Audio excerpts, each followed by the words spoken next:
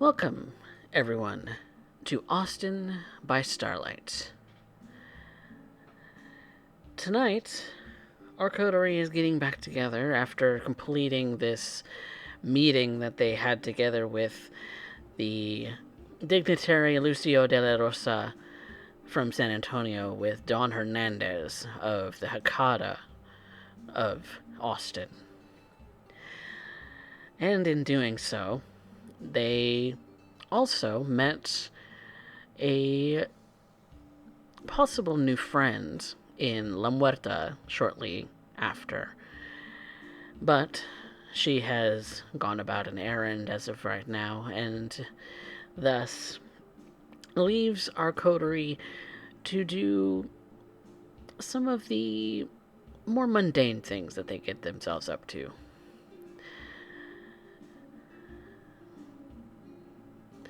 And so we are going to start with Alistair. Alistair, you're making your way towards the bookstore. An order has come in that you have finally been waiting to arrive, and you're eagerly looking forward to unpacking it. It's an order of a collection of books of a sort of fiction variety that you've been waiting for. You sent them to the bookstore because that seems the least conspicuous when it comes to ordering things en masse, and you could possibly write it off as a business expense. That is, if you do any kind of bookkeeping for your business. No, you mostly leave that up to Mr. Holmes, the managing of this place. You more or less treat this place as a sort of hobby in a way. You are definitely interested in the things that come in and out of this place, but your active role, well, we'll have to wait and see if that's something a little bit broader than you've let on previously. But Mr. Holmes is at the counter and is inspecting a book in front of him. He hasn't opened the package that you had brought in. That is in the back room, as you've already gone and checked. No, he's in front of a woman who is presenting him with a rather unique looking artifact of some kind. And he's kind of flipping through the pages and just inspecting the quality in which this particular item has been kept, and has a rather amazed look on his face. "Where in the world did you find this?" he says to the woman. Oh, it was actually part of my family's lot as they were cleaning up my grandmother's belongings. It's family heirloom, you see. Been holding on to it for a very, very long time. And as you know, I'm very interested in having the quality checked and making sure that, it goes to a place that won't dissatisfy the service. Signor, if you could kindly help me out, what would you say the value is on it? Well, it's certainly in rather great condition. I'm actually surprised that you would part with it. Is this with the intent of parting with it? Yes, sadly. Unfortunately, we've had to come on hard times to pay for grand, my grandmother's burial. It's been very difficult. We never had a lot of money in the first place, so losing Nana has been painful, difficult. Yes, very difficult. Very sorry to But hear that. I appreciate it. And as he's inspecting it, it's like a very nice necklace. like a gems encrusted, and like sort of like a collar piece, um, from a very prestigious craftsman. And as he's inspecting it and says the thank you, she puts her hand on his, um, with a warmed skin. Do I need to rouse to make myself warm? Yes, you do. I will rouse. I would like to also. Did I believe anything that this person just said? I want to get a read on this person. That'll be a wits insight, Alistair. And our good new friend should roll a uh, a manipulation subterfuge. And of course, our good friend Mr. Holmes is also going to check you.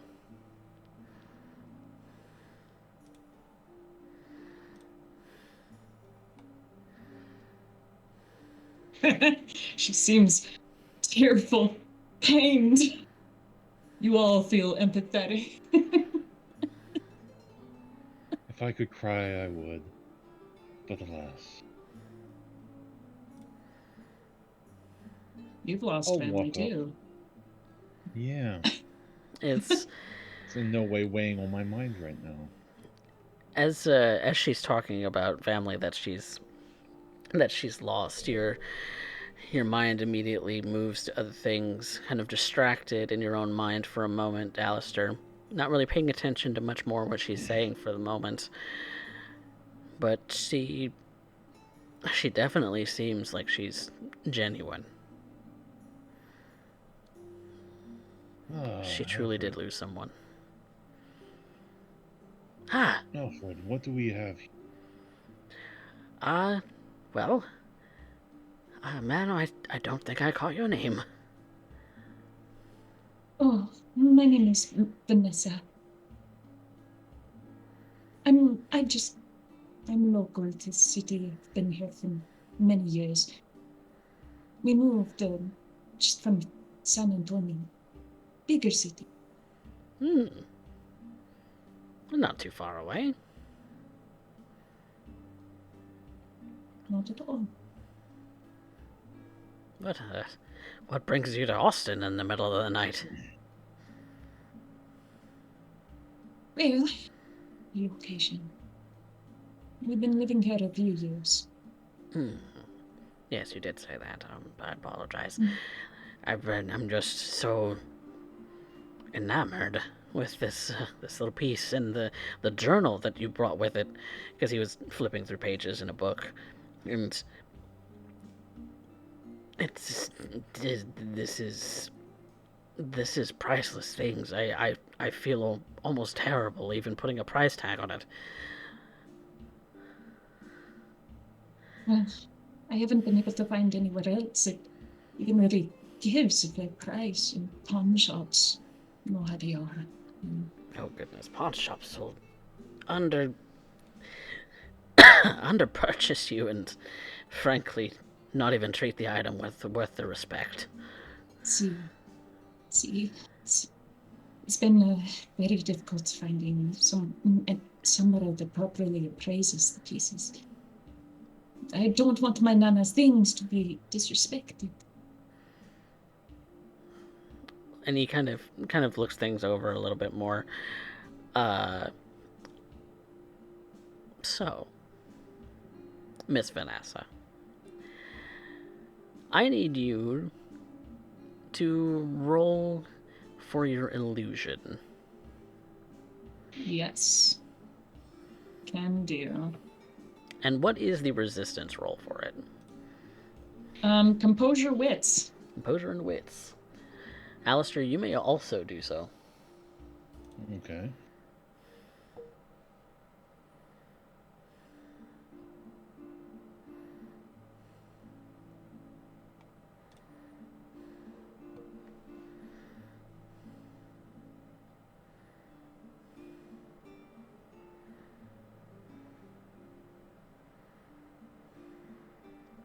Am I allowed to rouse the blood for this?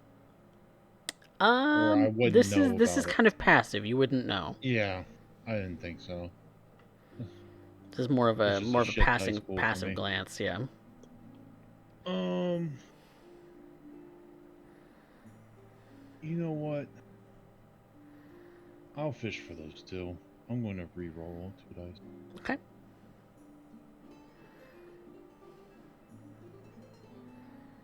Okay.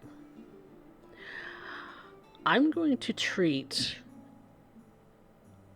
the chemistry roll as the defense, as it is something that you established before walking in, and Alistair is actively looking in this moment for anything suspicious. And so, Alistair, in this case, the meat does beat. Okay. Something's off. I'm not sure what exactly, but something is off about it. About the necklace specifically. You can't put your finger on it. But for some reason it's almost as if her, like, anytime that she's moving it, it doesn't seem to line up quite right. If I use Sense the Unseen, would I see anything about it? I'm not super familiar with chemistry rules. Does the rules say that Sense the Unseen sees through that? Sense the unseen. Anyone unprepared and within eyesight of the vampire's target is distracted, losing 2 dice on their next action. Additionally, those who fail to resist their opposing roll lose their next active action. Additional effects are determined by the ST. These effects can never be recorded. It doesn't mention anything about that, but based on how Auspex works, that it's able to see things like wards and such. If it was me, if it was me, I would probably rule yeah. If you already passed the. Already If I passed the. might, Okay. Sense the Unseen, the way that it's worded is whenever there's something supernatural hiding in plain sight, the storyteller can make a hidden roll. Wits at plus aspect against a difficulty they choose. Okay. So I imagine it would count as a supernatural disguise. Okay. Yeah. Okay. I will ask you to roll against that same difficulty set by Vanessa's chemistry, that would allow you to see through it. You were able to find that something is off. What is off will be Sense the Unseen. So roll your Sense the Unseen. Okay, so what's Auspex? Wits and Auspex, yeah. Difficulty 3.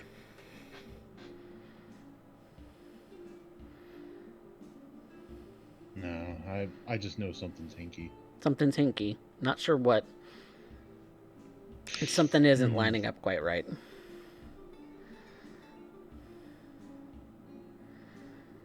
And Alfred is just enamored by these pieces. His sole focus has become just this person and the items that she's brought in, and he's finding it very hard to even put a monetary value to these items because of just how beautiful and priceless they are. If I could. Yes. I mean, right now I'm just trying to make ends meet. To help me with rent, perhaps. Could we settle on 300? 300. My goodness, young lady, you're even undercutting yourself. This is Alistair, Alfred, I'll take over for it. Young lady, come over and sit with me and we'll talk. Oh, If that's okay, Alfred, do you think? I'm speechless. These are beautiful. They're definitely interesting. I'll take the book and I'll kind of leaf through it and see if there's anything remarkable about it. It seems like a leather-bound journal with notes from someone. It's mostly a personal accounting sort of journal where Like an old school kind of like grimoire that someone wrote on brujeria or something. it it's definitely very interesting to look at. Hmm. I'll if I gave these things, since I'm like used to dealing in antiques, an honest appraisal with this thing kind of being off and what the book would be, what would I say they're worth? Based on their face value, I will ask you for an intelligence craft. So an intelligence roll. Yes, Smirk.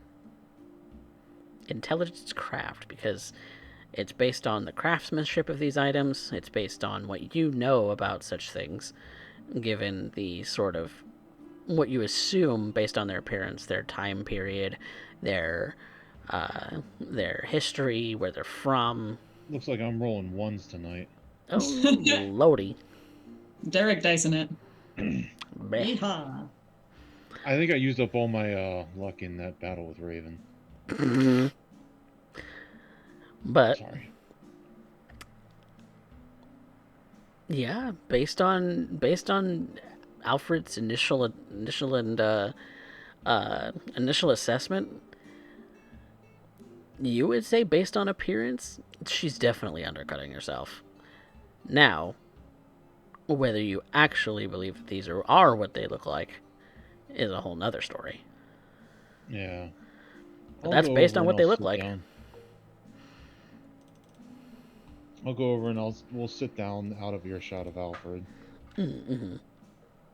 And He's cataloging some other books that have recently come in too. so I'm gonna activate awe. Okay. Go I've ahead. never had anybody use all on me before. This is great.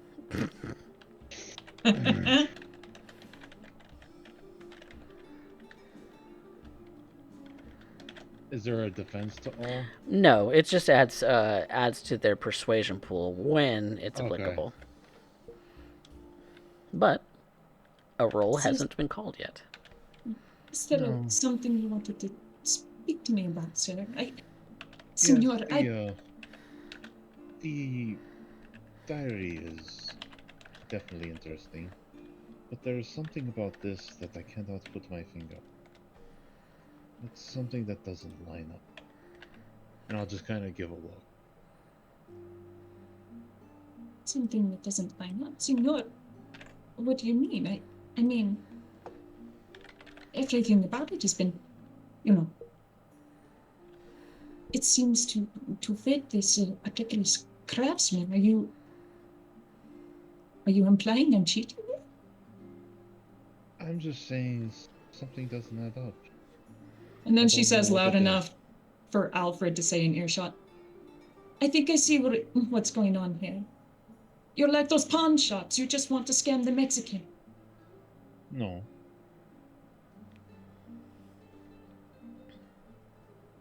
But we don't generally deal in these kinds of antiques. So while it is a beautiful specimen, I am, however, interested in your book.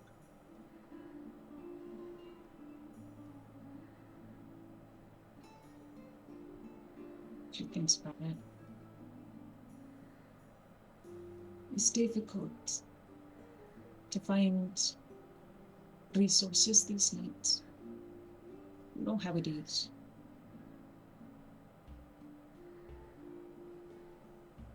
I'm afraid I can't go lower than 300 time. For the book. The book is probably worth $25. Yeah. No, I don't think I could do that. Tell you what, since you lost your grandmother and you are on hard times, I will be generous. I will give you $100 for the book.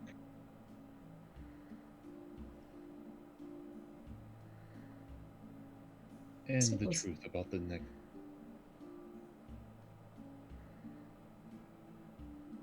The truth. Yes. Signor. It's authentic. That might be. But something just doesn't sit well with me. I get a feeling for these things, you know. And I have to trust my gut. But what do you think is wrong with this? Even your friend over there said it is right. Again, you're here saying I am cheating you. No. As I said, something just doesn't seem right. I have a bad feeling. Maybe it has a history that you don't know about. I put great stock in these. The history I don't know about.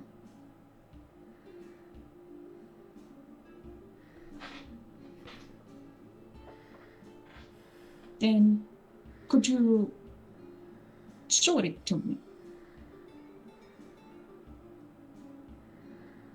I just hold it up to her. As I said, something doesn't line up for me when I look at it, and I can't put my finger on it. So you're just going on a feeling rather than actually know?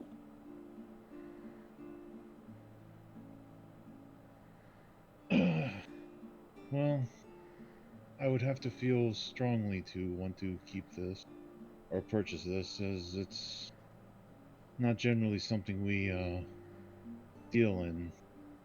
We deal in some of the odd furniture and mostly books. I can probably get you the name of someone that you could sell it to. We have contacts, but I think my friend is just enamored with how beautiful it looks. It is a good piece, and maybe you can get much for it. If it's as grand as he believes, I can see what I think wouldn't matter.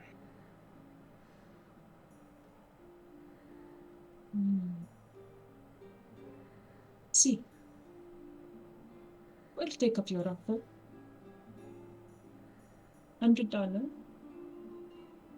and you give me contact for your friend,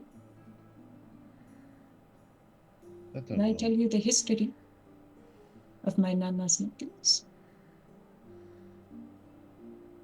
I think that is acceptable.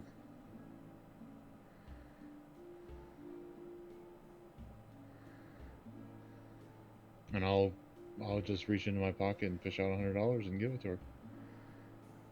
She takes it, folds it into her wallet,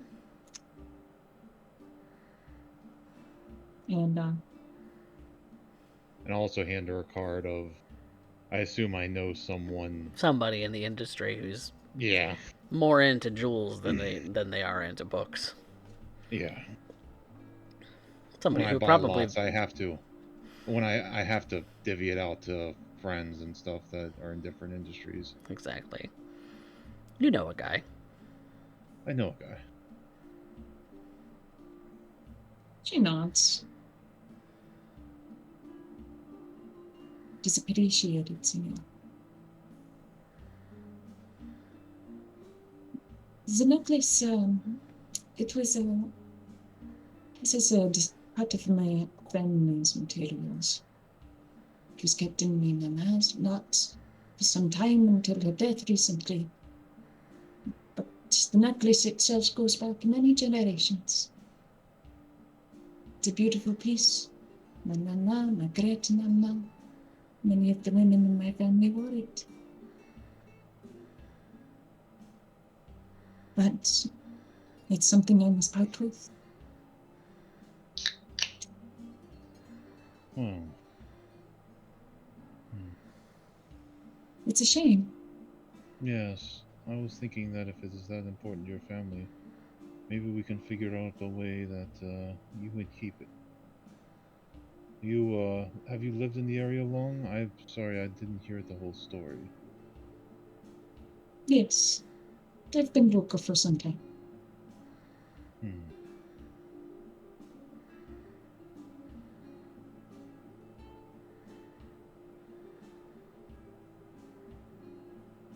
What do you do for a living?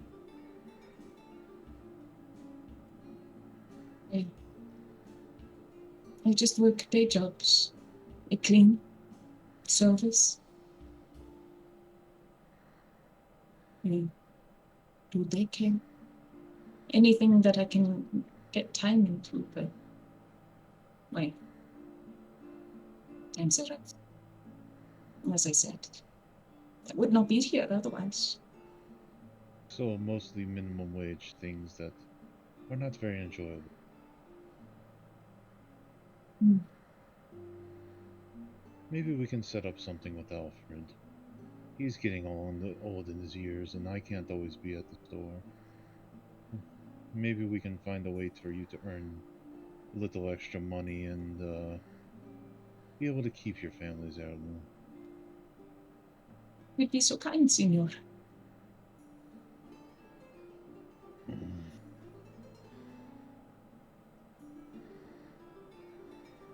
Yes, I think we can work something out. Come, let's go talk to Alfred and we'll set up something, a schedule. I pay I can't pay a lot, but I definitely pay more than minimum wage. It's at least a living wage.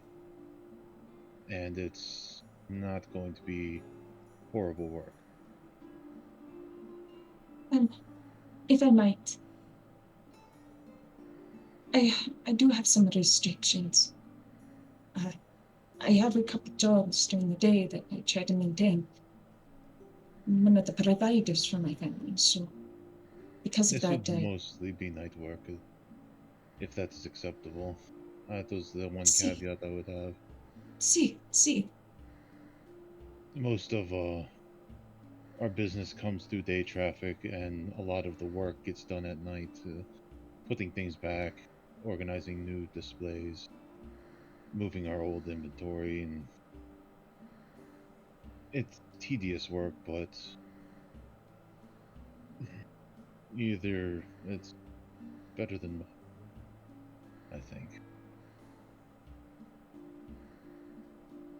Hmm. It is most appreciated. I'm sorry, I didn't catch your name.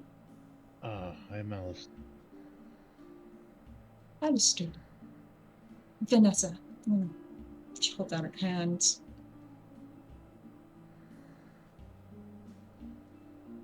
I will blush a life, All right. because I don't know anything. Nope. I'll shake Vanessa's hand. And your skin is warm as well.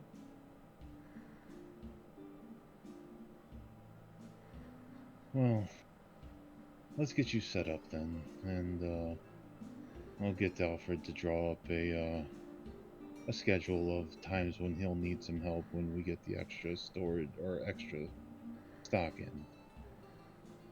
Yes. Gracias, Senor. It's truly appreciated. No, it's not.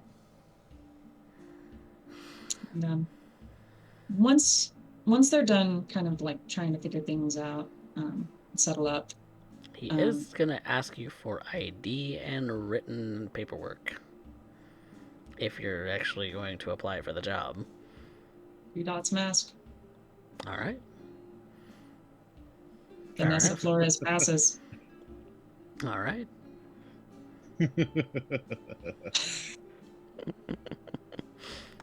All right.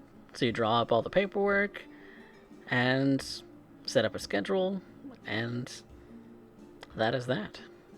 It does take a couple hours or so. While they're doing that, I'm going to sit down and read that book because it's a new book. I don't care what it costs. I'm getting. I love old leather bound accountings of anybody's life. Yep. It is the personal accounting of a woman, you think, uh, of a a person who lived a rather mundane life. It's filled with high school crushes. It's filled with personal accountings, daydreams, night dreams. It's filled with all sorts of different little handwritten pages, date by date, skipping a week or two here and there, but leafing through it. It seems like it would be an Small window. interesting accounting of a person's rather mundane life. A small little window into someone normal Yeah, of what they went through. exactly. Cool. That's going up on the shelf, man. And when I get home, Mm-hmm. in my personal little collection of small little things like that. Do you pocket it? Mm-hmm. While Alistair is kind of distracted with that, Mm-hmm. I want my money. Lupe is going to go ahead and I'm going to use Chemistry again. Mm-hmm. She's going to, with Alfred over where he's at Mm-hmm. and talking with Lupe, she's going to create the sound for him to hear somewhere in the back room the shattering of a vase Aha. or Okay. glass. Go ahead and roll your chemistry again. Okay, I do need to rouse for it because it is second level power. I Okay. forgot that. And a lucky lad. Blunk. Okay. So, And I will also willpower those extra 3 dice just for funsies. okay. Because this is towards my desire for the night, which is make some cash. I just want money, dude. Where the hell is it? There it is. Send it. There we go. Okay, that's 4. And he has 1.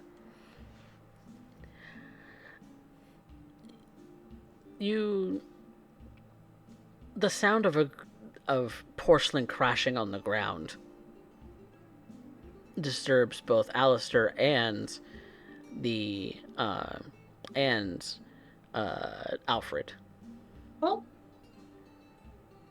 Oh my. What was that? Oh dear. It's. Do you think someone's breaking in? Oh, they Hopefully, better not. no one, nothing too expensive. I'll go check on it. And he goes towards where he heard the sound in the sort of further stands of different things. I didn't think that we had a vase, but he goes back and goes to check on some things. Alistair, you're still in the front room. Mm-hmm.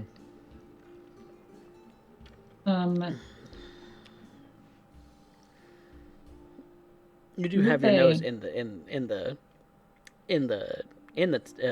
journal. Not really looking up at the moment, but Lupe, while Alistair is still somewhat distracted, she's going to try and open up the drawer or register very subtly. Just pull out some cash. We probably have a real old timey noisy motherfucker. probably. Be honest. So I'm going to ask for a dexterity and larceny, Miss Okay. Vanessa. Can I also blood search for that? Yeah, you can. Aha! Risky. And then risky business. I want to achieve. I want to win. Yep, dexterity larceny.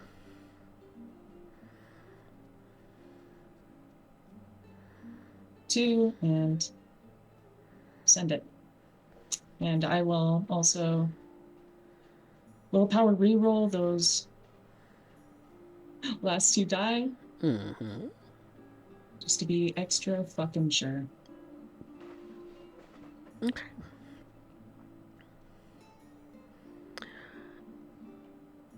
Would I get any roll to hear this? Because I probably have heightened senses up because I'm listening for Alpha in case someone is breaking in. You did not state that previously. I know, I didn't have a chance. That Oh, was... well. I will call for a wits awareness, though, Okay. since you can actually I passively. need to learn to actually just butt in and not try to be, like, nice. You can be nice. Don't gotta be passive, but you got this. You gotta beat a 4. And I will blood search for this too. Yeah, that makes sense. In fact, I will allow for my heightened senses to be popped at the same time. Okay. To roll your auspex. I need to roll 2 more. For auspex, yep. Ooh, so that's 4. Meets it beats. You hear the clanking of coins. You know there's cash in the drawer. And your eyes immediately tick over to the counter where you see a tall black-haired woman behind the desk where she should not be. Oh, Lupe is not tall, by the way. She's like 5'3". Okay, so that's short. She's a little itty bitty Mexican lady, okay? Like, A short black-haired woman behind the counter where she should not be. I'll simply stand up, shut the book, and put both hands behind my back and start walking towards her. Now, after all my generosity, what are you doing? I just not sure where to necessarily put the application, senor. And she holds up the papers. I thought I would put them underneath.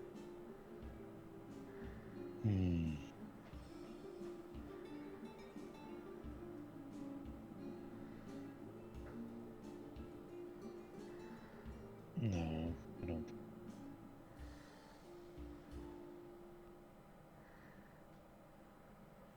Why are you really here tonight, then? I went out of my way to be generous. This is a great disrespect.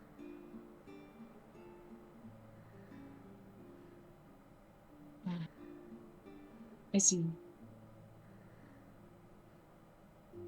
Again, you think me cheating you?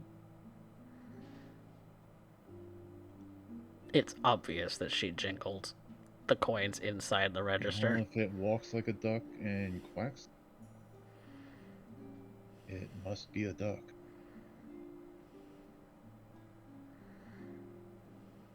If you do not want me here, I can leave.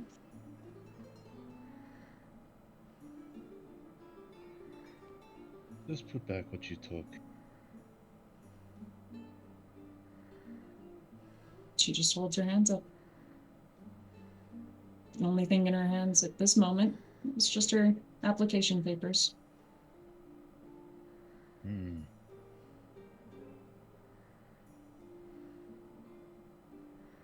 I want to...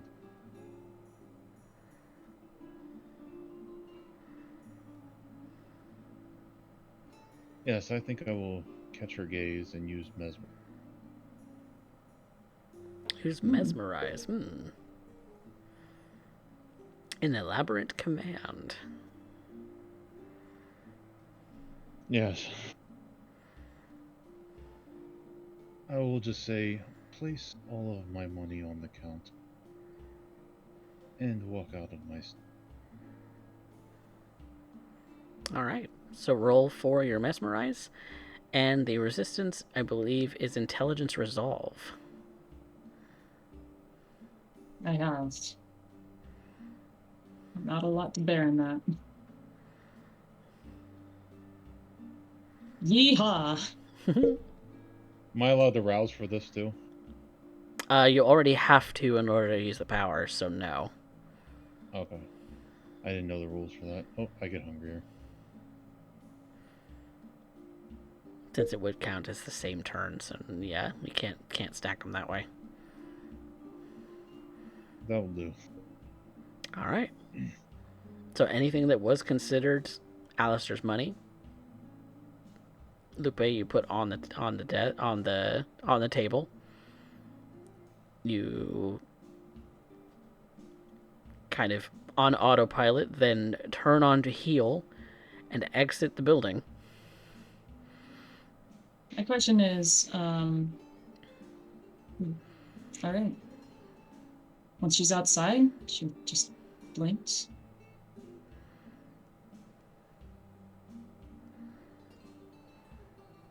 Checks her wallet. Is $100 still in there? That would not be considered his because he gave it to you. The only thing that was left on the table was anything that she might have swiped, and from what you could tell, she didn't have time to swipe anything, Alistair. Just to make sure. Caught her as she was making the noises. So you have $100. Yep. When she looks back, she just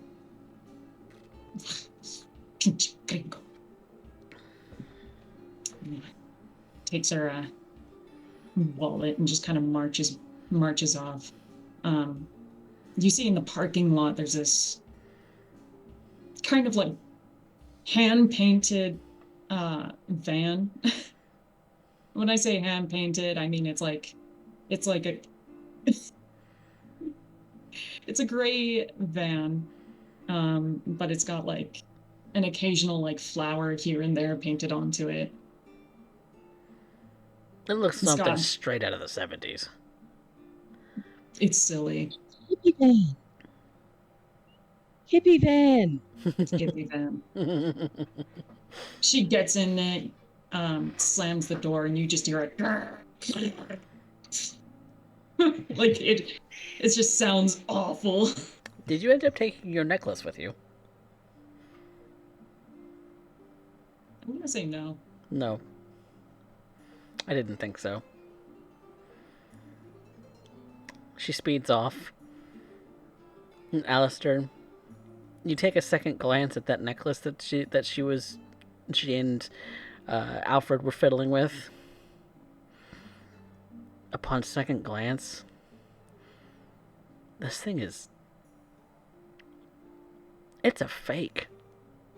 100% fake. It's tarnishing in every place. It's not even real gold. It's You can tell it's glass cut. cut glass when it comes to gems. It's even gaudier now than it was. ST Cole. Mm-hmm. When Lupe was mesmerized, did she take her papers with her? The application papers? She was only told to drop any money that she had on her that was considered Alistair's, so she took it with her. Cool. She still had it in her hand when she was mesmerized. It's true. Yeah.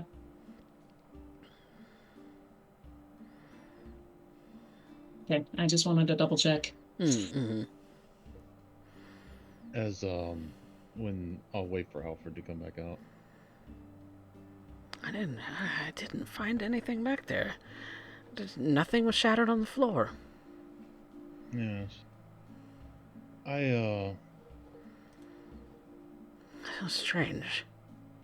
I caught that person trying to go through our cash register. Keep an eye out if they come back. Should I call the authorities? Nothing was taken. And she forgot her necklace. Oh, what? Oh, goodness. We're gonna want to give that back. Oh, it's on the counter. Bought this? And he kind of looks at it. No, this can't be. This isn't the right piece. She must have taken it with her. Hmm. Where in the world did you get this? This is awful. I thought that was the same one. But hang it on the wall. We need a reminder that people are always out to get them. If you insist. God, this isn't even real gold. That's a shame. It would be worth something if it was. Yeah, this is worthless. He kind of just finds a random sort of nail on one of the one of the shelves that had previously had something else hanging on it. That just kind of sets it on that. Oh, I'm going to grab this order of books. I want to sort through them at home. I'm kind of tired. Don't stay here too late, Alfred. Make sure you eat. Yeah, well, same could go for you. I'll get a bite of something soon. Probably before I go home. We both know that you get grumpy. This is true. Get out of here. Get out of here, boss. Have a wonderful night. And I'll just pick up the box and head to my car. And he goes about finishing up some last minute cleanings and before too long is also exiting the store, having locked up. Where are you headed, Alistair? It's been a long night. I think he might go to Jax's for a little bit of companionship. And a little sip.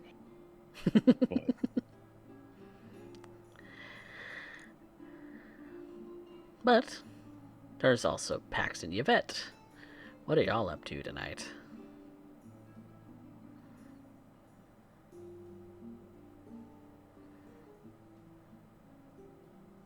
Well, if no one else is going to end up jumping in on that.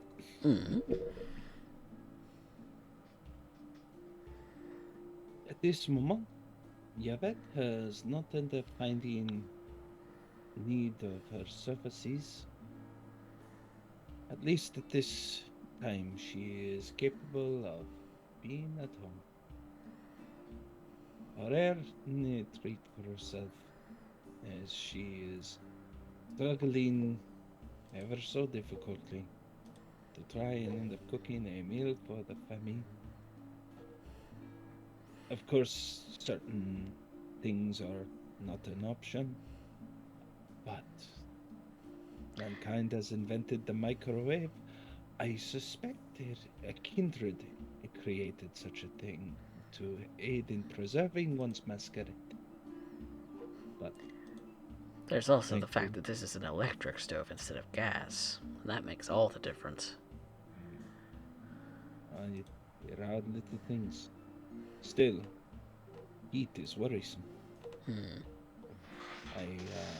I've been burned before, quite literally.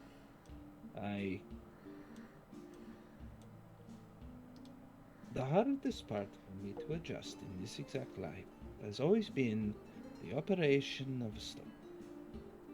Because oftentimes I end up thinking of it the way a mortal does. And yet, I end up finding myself all too often worried. My flesh is little more than dried newspaper, my bones little more than kindling. We must be careful with a cigarette and lighter. Here is a large element where if I were to trip and fall, place my hand upon it, most would receive a bad burn, go to hospital. But for me, I might quite literally burst into flames. Still, it is good to spend some more time with Dale and Chris. Christopher is slacking in his studies. Perhaps I am a stern mama, but I worry for him.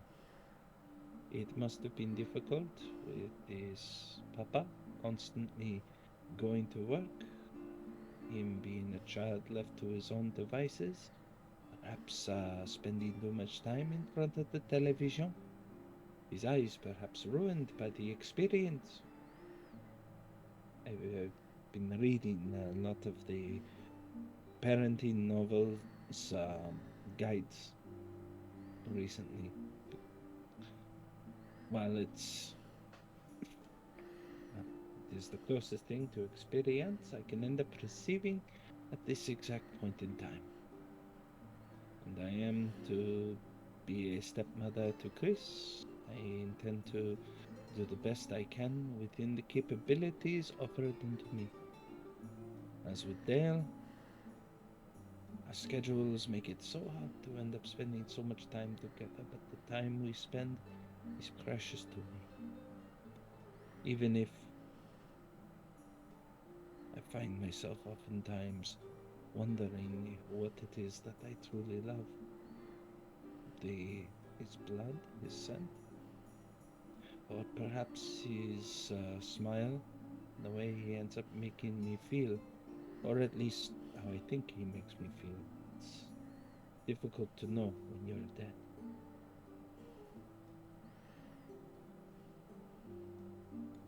And it's one of those random nights where, in the middle of the night, Chris has gotten up, kind of walking through the living room as Dale has gone to bed, since your schedules are so opposite of each other. He's gone to bed, and Chris is up and walking about, getting a glass of water in the kitchen, as he catches you reading one of these parenting books. God, I can't believe you read that stuff. She places the bookmark and closes it. Well, I'm very glad that you have taken your to getting to at least learn a little bit of French as well. She gestures to the title, which is in French.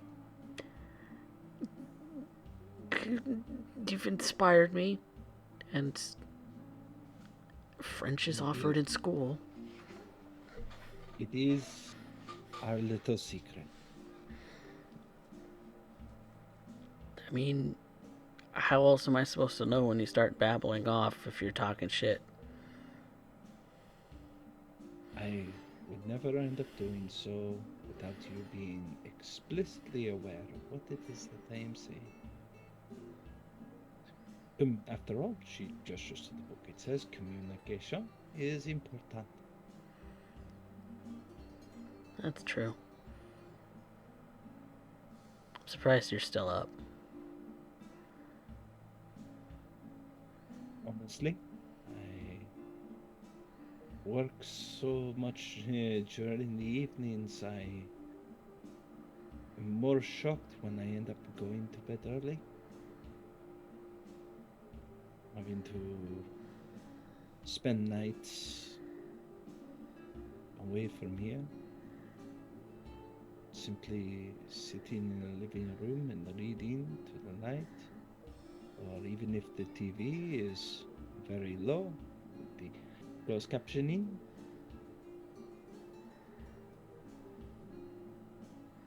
It brings me a moment of contentment. Cool. But what wakes you this late in the evening, Chris? Am I losing time, or is it still a school night? It is still school night, and I've been up this whole time trying to study. And what is it that is your particular field of expertise this night? Just can't wrap my head around just fucking geometry. High school's a bitch.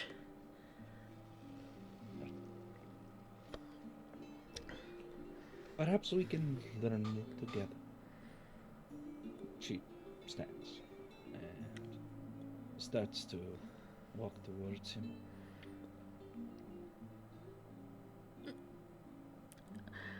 Are you sure you're gonna be able to handle it? Because Dad can't. I don't know unless I try. I You're guess. struggling, and what's the worst that can happen? You still don't understand it. I guess. Sure. If you want to take a crack at it. I don't get it. Dad doesn't get it. Uh, I guess I'm gonna have to start doing after school tutoring or some shit because I have a test coming up and that's not gonna look good.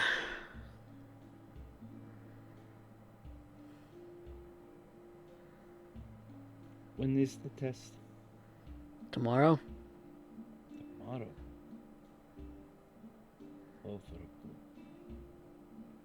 But she silently starts to walk to his room, closing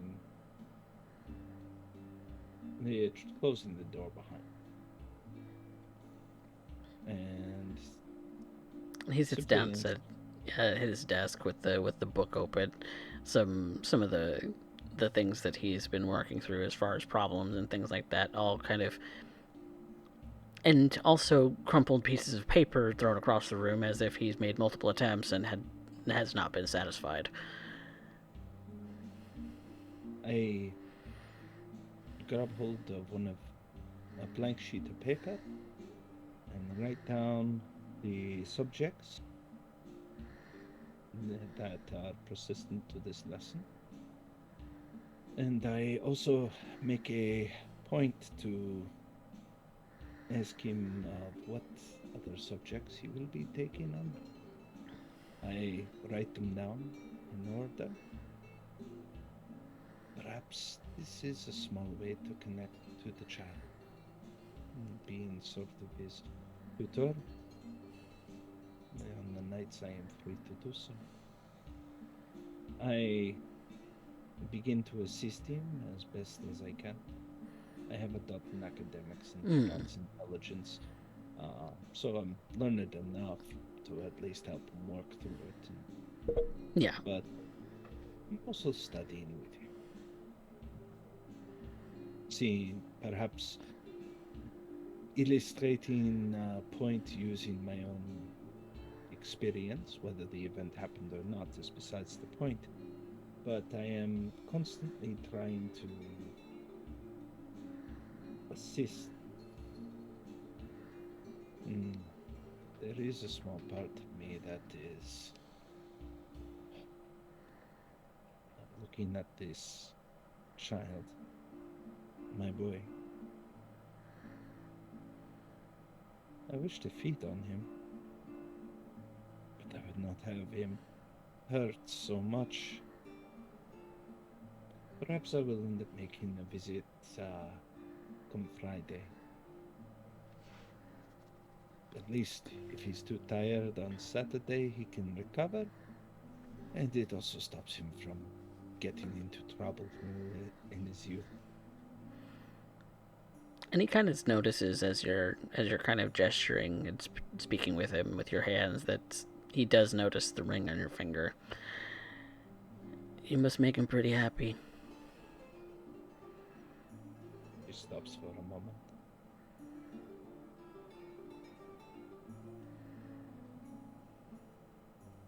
I hope I do. He can't stop talking about you, which is understandable.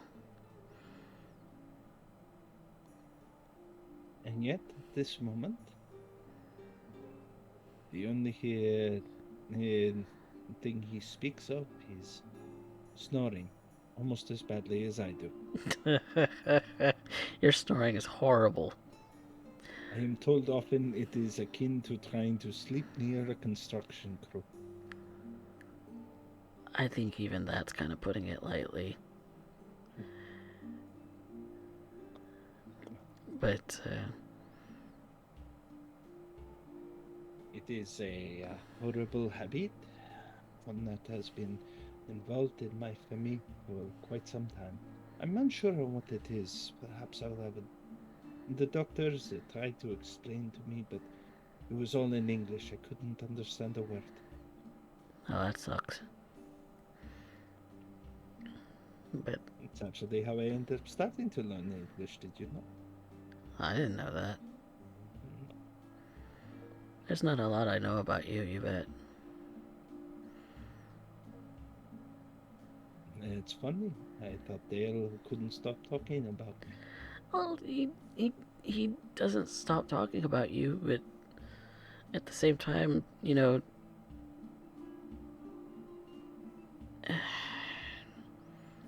he used to talk. He used to be that happy with Mom. You're worried. Can you blame me? Not at all. It tells me you love your father. That is a rare thing, I find. I mean, he does what he can, and you know, I'm the only kid, and he tries to understand, and I get it. So, He's tried to help me through when it comes to Mom, but I don't know. I don't know that I can let it go that easy.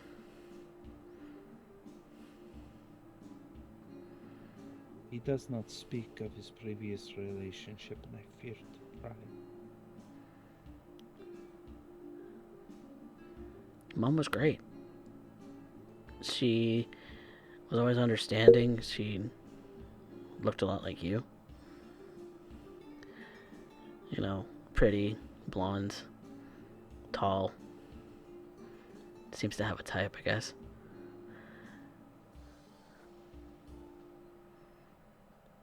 It just seems really fast, you know? I do, actually. I do. I mean, she only just passed away last year.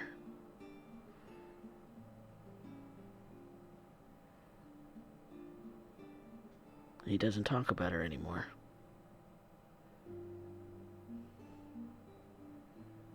Well, how about you?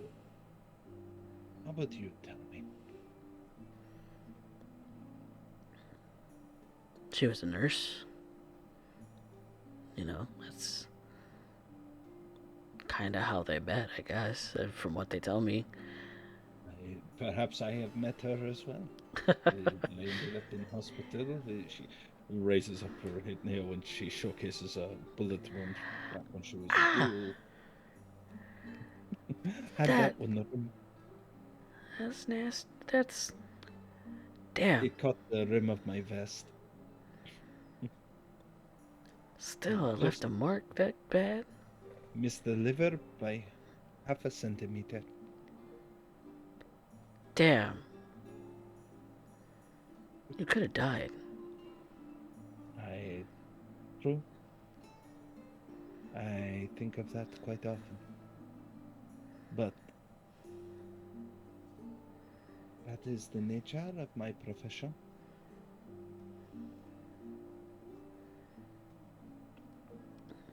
There are very few individuals in this world who end up asking for help. There are very few individuals who have the bravery to place themselves between the harm of the world and those that need their assistance.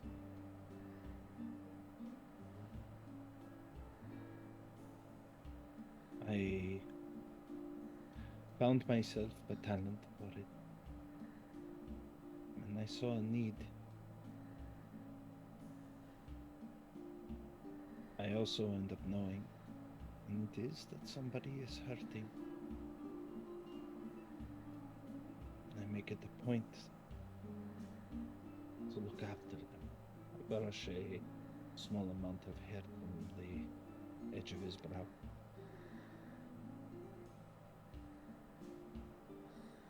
Your mama, she healed those who were injured.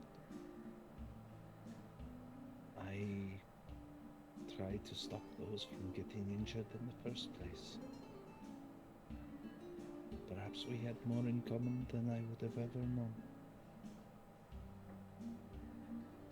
Yeah, probably. But I cannot, nor would I insist that I would be a replacement. I think both for Dale and yourself, it's trying to remember what you have in the moment.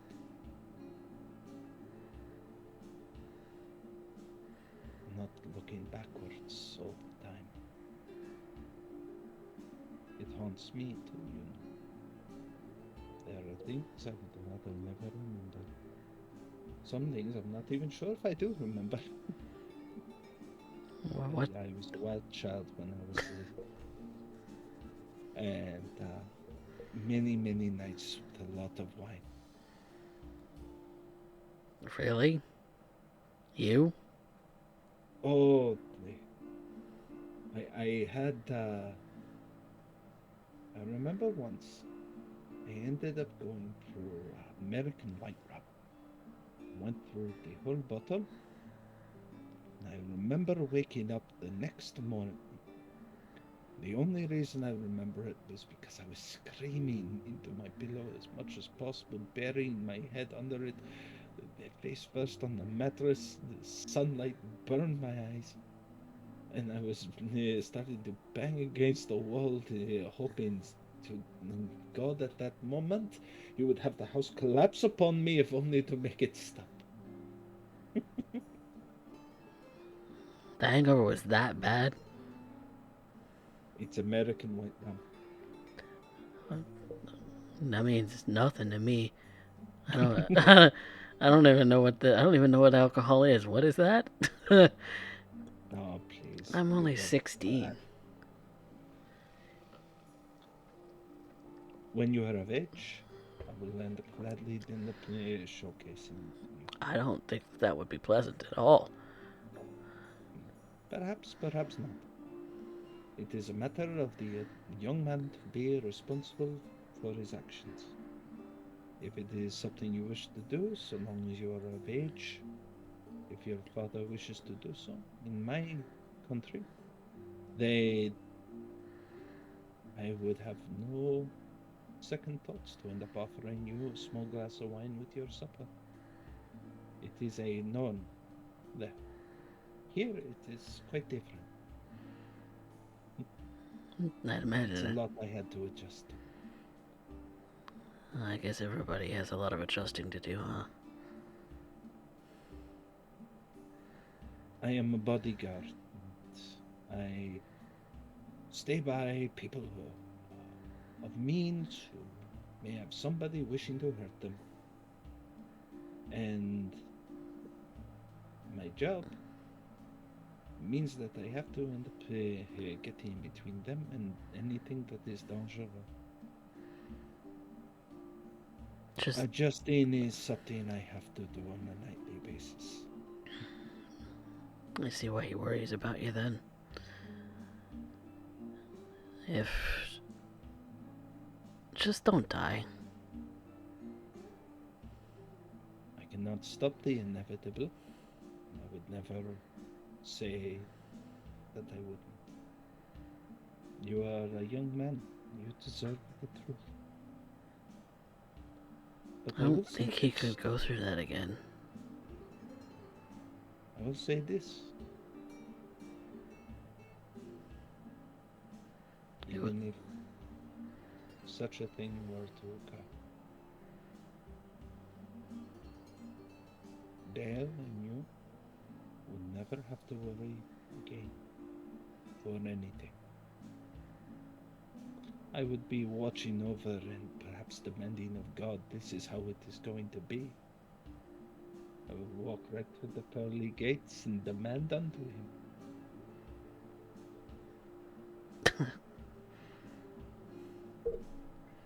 She places a hand upon the desk. Everything is chance. But that does not mean we cannot be prepared. Your father is a man who had his heart broken.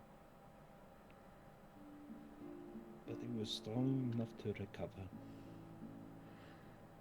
It was rough Therefore, before you came along.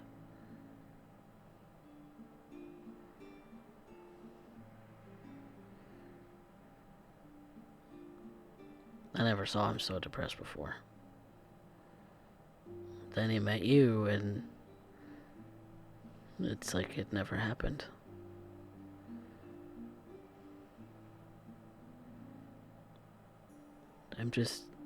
I don't know. Just thought you should be aware of that.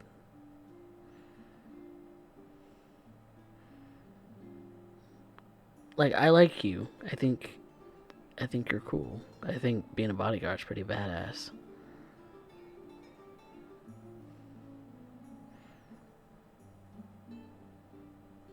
it has its perks.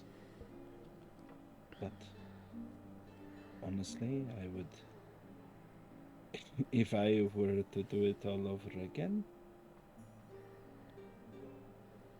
I think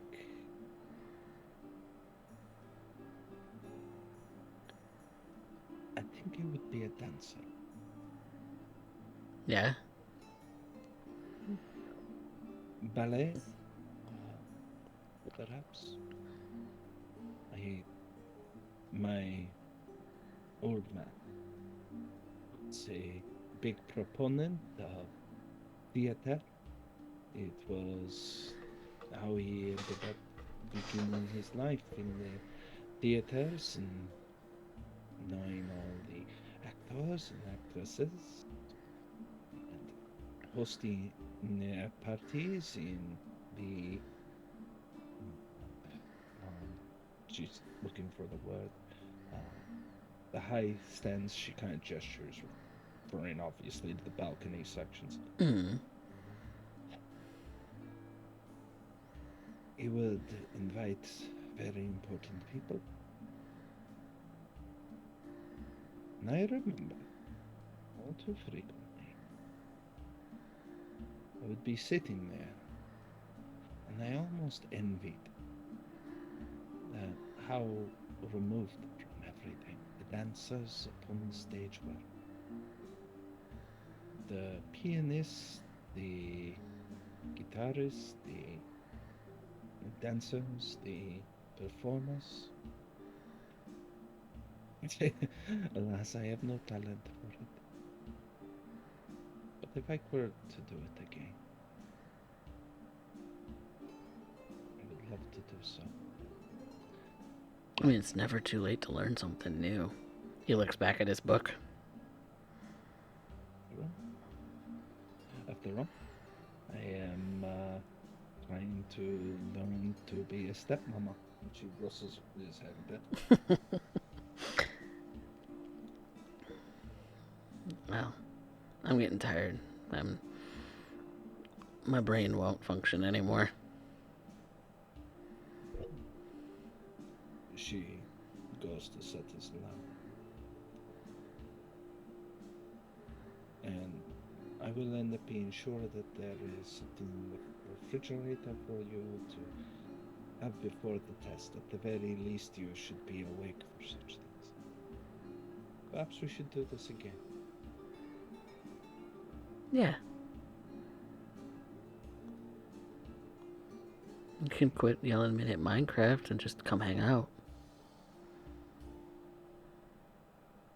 I am told that you always should respect the personal boundaries of a young child. Their room is unto them sacred, the only place where they are truly themselves, for their own sense of self-expression and their own sense of safety. I would not violate them. No, but you could knock and just I had to watch. share my room with 3 other children. We didn't have a lot of room when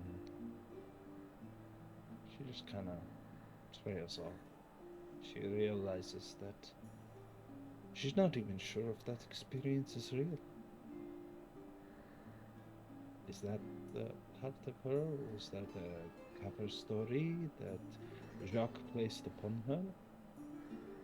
It's hard to lie when you are speaking from a memory and you believe that to be the truth. So many things don't make sense. Nonsensical is the life of Yvette Lacroix. Well, if you want to just come and hang out, you can always just knock on my door. Take you up on that at some point. Perhaps sometime later in the winter when things slow down. Yeah, like over holiday or something.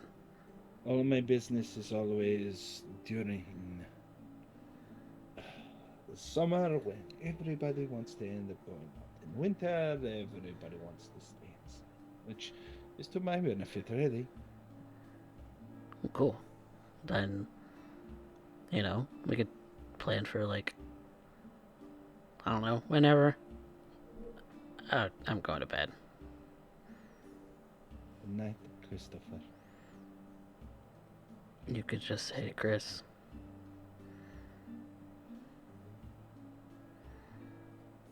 Good night. Never Chris. really liked the whole thing, Christopher. Jane smiles. It's very clear she's uncomfortable calling him by such a casual method, but does so when she closes the door behind her and starts to make her way back to the couch. Sits, picks up her book again, starting to read. She looks around her. These small surroundings, a very humble living room. It's not much of a house, but at the very least, it is alive.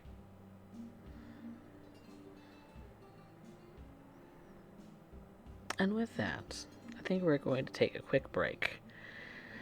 We will be back soon, everyone, with more of Austin by Starlight. Be back soon.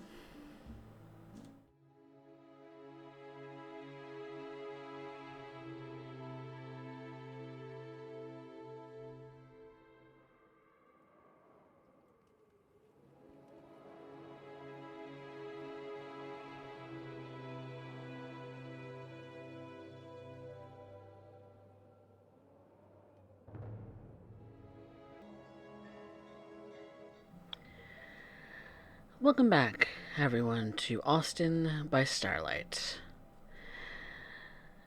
We left off at Alistair's bookstore, where a young lady by the name of Vanessa had been trying to pawn off a little journal and a necklace paired together.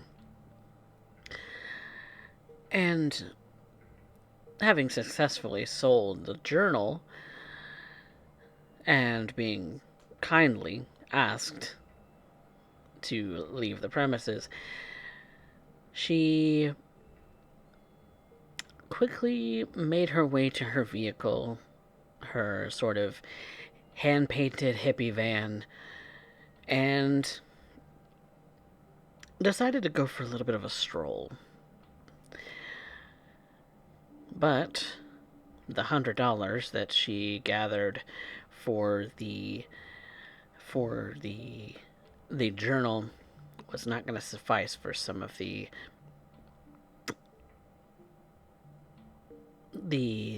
next few sort of hotel rooms that she was going to need over the next few nights. No, sadly, it would not do. So, she is out in the middle of the city, in a domain that she's probably not super familiar with. New territory and all. It's probably been a little out of the loop in recent nights. But she makes her way towards a sort of seedier part of town. Now, Miss Vanessa, what it is are you intending to do?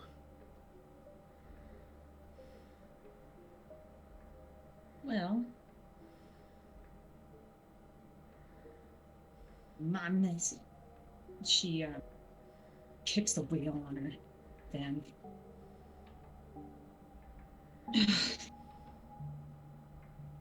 $100 isn't going to get me a hotel for the night. Even the next few nights. Anything. It's oh.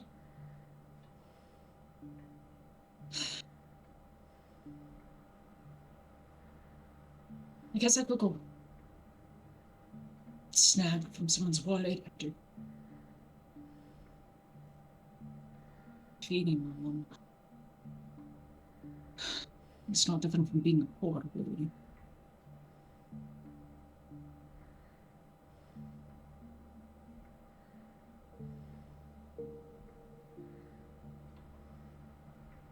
I haven't gotten any messages for any brands lately.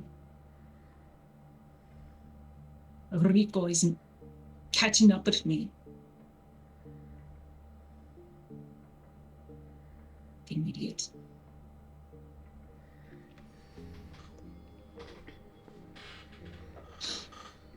I gotta make do with what I got, so I'm gonna go ahead and start searching for someone who seems to have a fatter wallet. Big spender around these parts. Maybe if there's a bar or such, group guest, party, you can slide on me. Be a part of the fun. Go home with the one with the most amount of funds. Spend the night there. Spend the day there. No, don't spend the day there. Spend some of the night there. And get a hotel.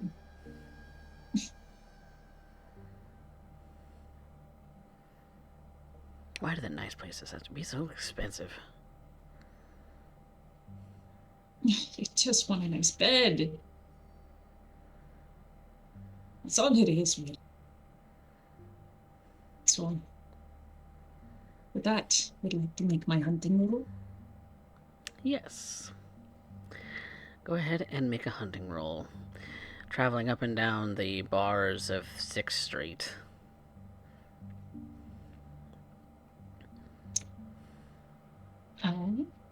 Manipulation, persuasion, Yes. and +1 for the specialty,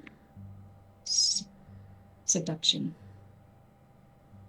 Alright. Luckily, you spot a fat cat. He's nice looking.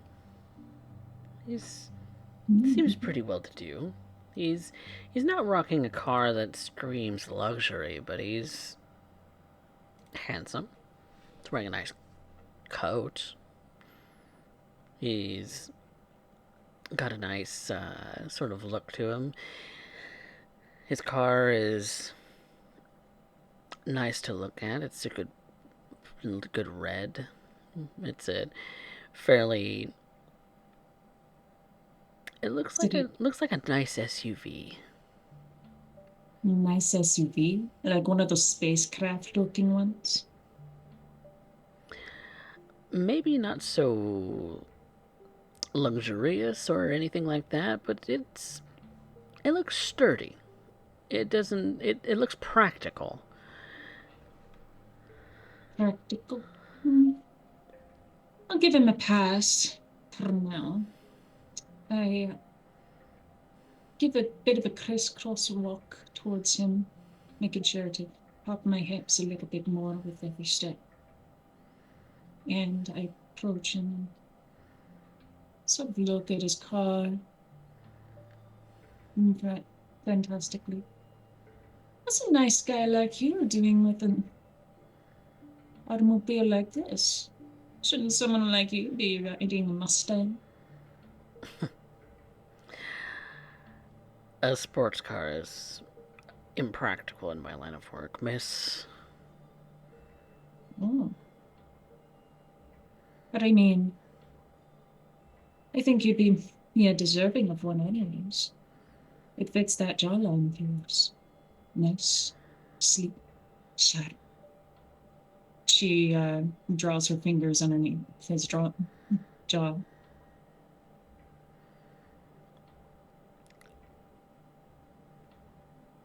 The name's Vanessa. Vanessa. Oh, I'm new around these parts. You local? I've been in this city for all of my life. You? So you know.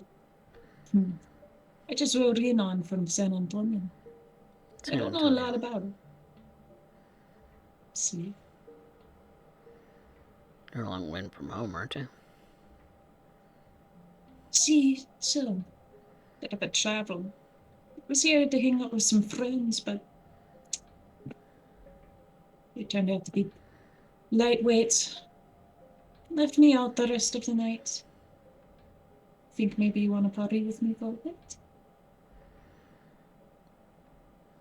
Sorry, miss. I'm on the clock. Oh, Papa. On the clock. That's a shame. And what is it that's your line of work exactly?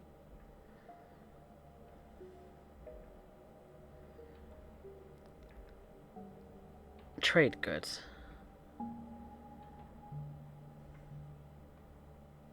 Trade goods. I do a bit of trading myself. Though I don't think it's anything like what you got going on. What do you think I got going on? Something a bit more prestigious. A bit more intellectual. Well, you seem to know about a bunch more about me than I do about you. You have me at a loss. You've been following me. No, senor. Good. But maybe I might start. And she leans down onto his vehicle, just kind of like cat-like leans forward to him. You know, I'm looking for a little fun tonight, and I'll be honest, you're more my type. Just about most of the folk around here. I think you could spare maybe a bit of a break. Call it lunch, and I'm the meal.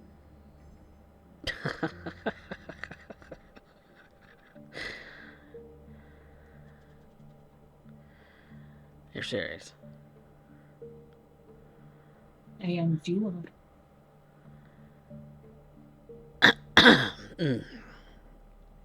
Well,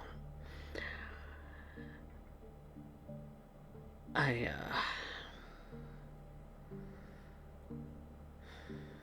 look, you're pretty, and I think I see what's happening here. Oh. And she goes up closer to him and takes her finger and just kind of pushes him on his chest closer, right, just to the vehicle. What do you think is happening? Do tell me.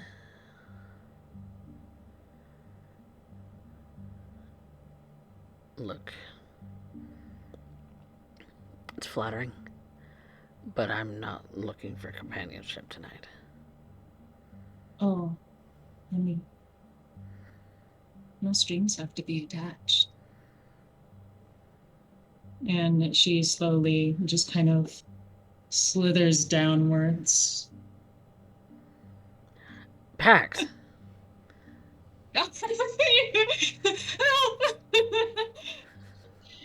sorry, I didn't want to interrupt. You seemed like you were having so much fun. He stands up and folds her arms.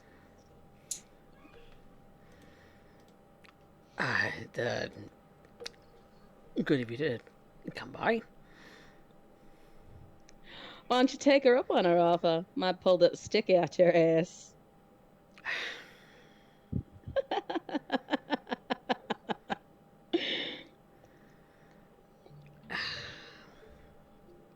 Vanessa, this is Pax, my cousin. Vanessa. Nice to meet you, Miss Vanessa. Got a last name? Vanessa Flores. Perhaps your last name? Pardon? You have a last name. Yeah, I couldn't understand you for a second. Cassetta. Nice to meet you, Senorita Casetta. I didn't realize that I was imposing. I didn't mean to sprawl in on your turf here. Though I do have to admit, you got yourself quite the catch. He's my cousin. Oh, I missed that part. Yeah. Apparently. That'd be a bit weird. Yeah.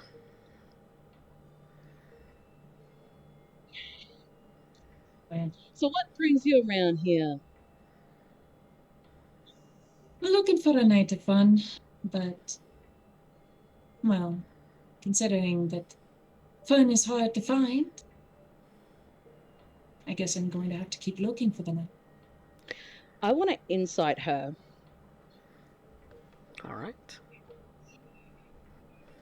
So, I don't know if she's telling me the truth. it's a wits insight from you, Pax, and it is going to be a manipulation subterfuge. Because your intention is not necessarily to have fun, it is to have a snack. Did I just roll like shit? I'm gonna willpower because.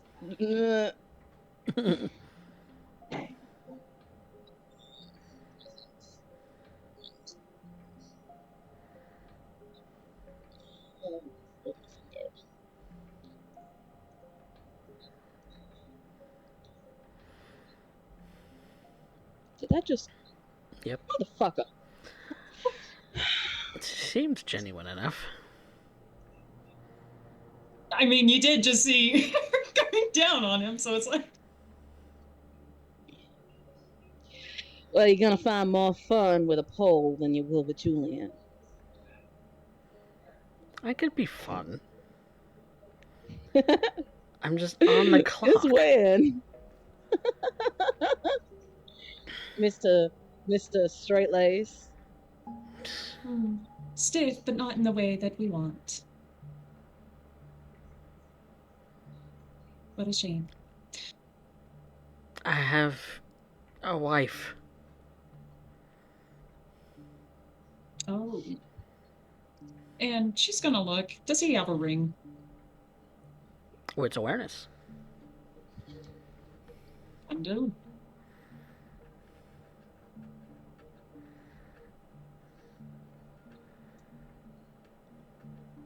You think you saw one, but his hands went immediately back into his pockets. He's like... Okay. Well, I ain't telling Amelia.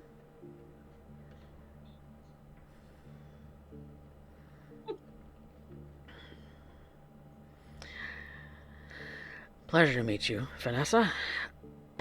I gotta run. Pleasure's all yours.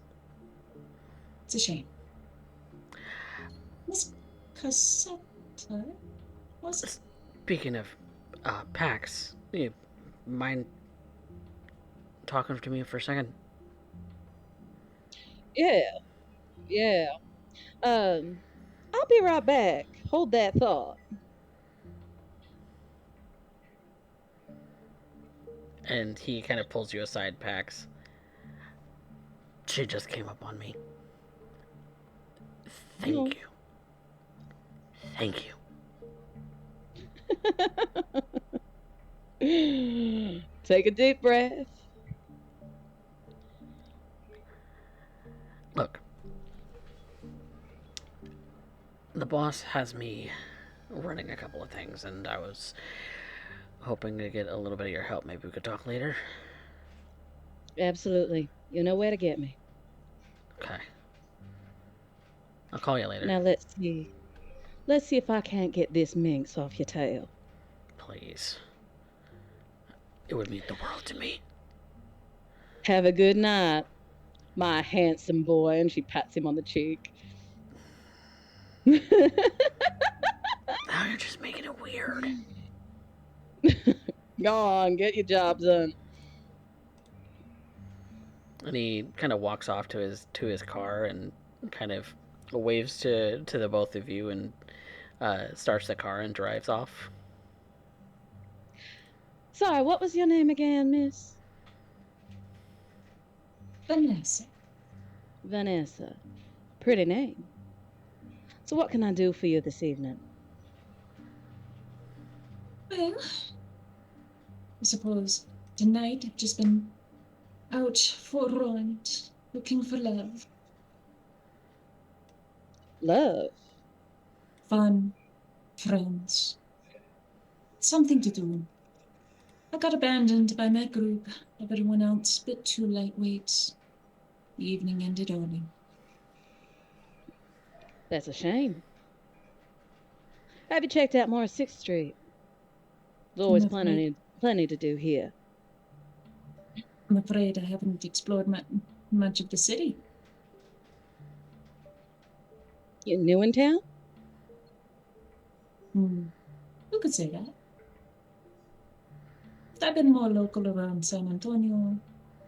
Been all across Texas, but Austin tends to be a little bit recent settlement. At the mention of San Antonio, Pax kind of quirks a brow. Been meeting a few people from around San Antonio recently. Oh, really? It's like a huge migration happening. What if something's going on there? I Who don't know. knows? But Austin, from what I've seen, it's very, how do you say, musical. Musical. See? Lots of art, lots of festivities. Though, I guess on that note, I haven't really had much a chance to explore what was the nightlife like I like to. Oh, there's plenty of nightlife out there to be found. Trust me. I frequent it. Then maybe you can show me around. Of course. Let's take a stroll. You said 6th Street? Yeah. Let's go. Lead the way. And Pax will do that. She starts making her way to 6th Street, leading the lovely Vanessa along, showing her around the city. All right. Are you doing that with any particular intent? As she's walking with Vanessa, she's keeping an eye on her, kind of trying to get a measure of her. Trying to, I guess, get a bit more information about her, about where she's from. All right.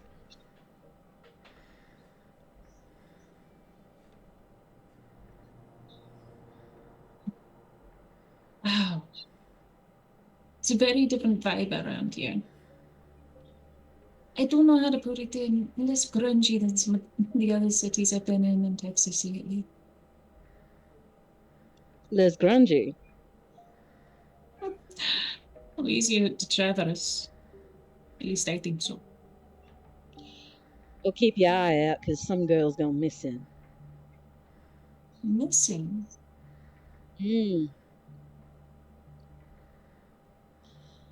Sometimes girls traveling and walking around on their own go missing. No. I appreciate the warning, but I tend to defend myself quite well. You seem like you also do the same. See? Pax kind of taps her belt. She says, "Always." I feel very protected around you. Is that so? See? Are you also native here? You Pardon? said you're native here, right? In Austin your whole life? Born and bred. I see. What are some of the features you could tell me about it? My favorite part of the city is the river. Kind of cuts it in half. See some absolutely spectacular views from there at night. And then, of course, there's 6th Street, which is where most of our nightlife happens. Lots of pubs and clubs and bars. Then you got businesses and all the like, especially around the city. People move around.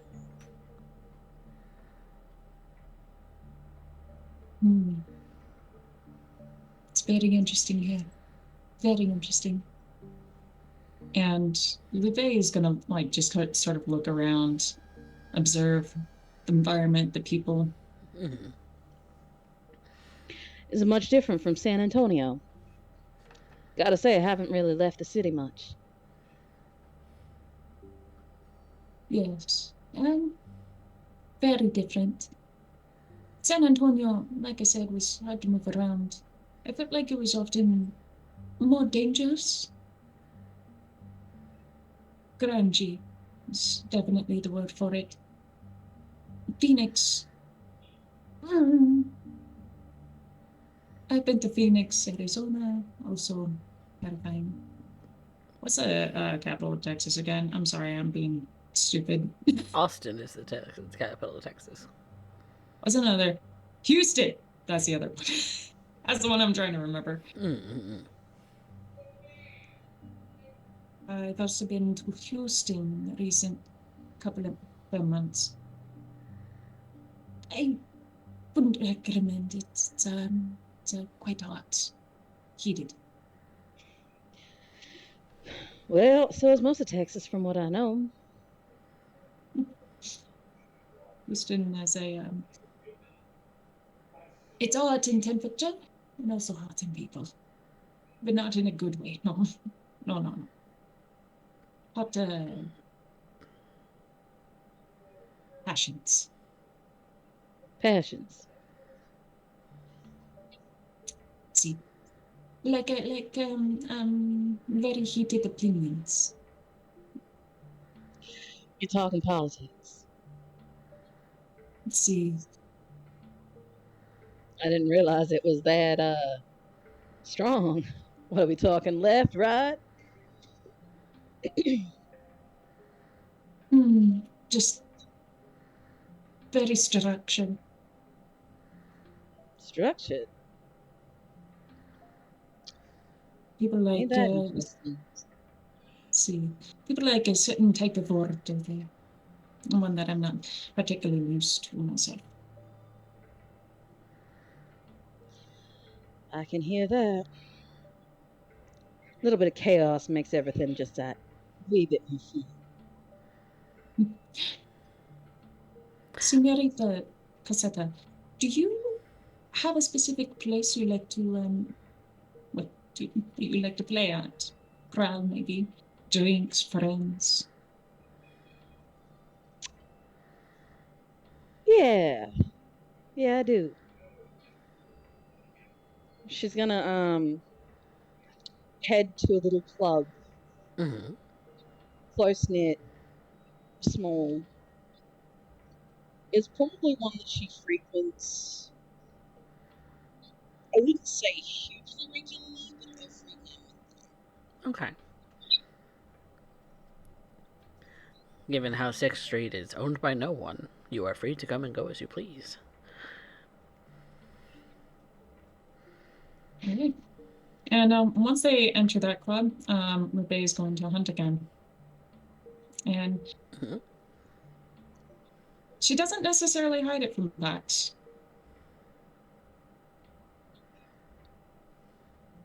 Okay. Pax is definitely keeping an eye on her. So make me a roll once more. Aye, aye. Bonk. Excuse you, that person across the bar. Yeah, I need to be. Are you wanting to push it more? I probably should, considering it probably doesn't meet.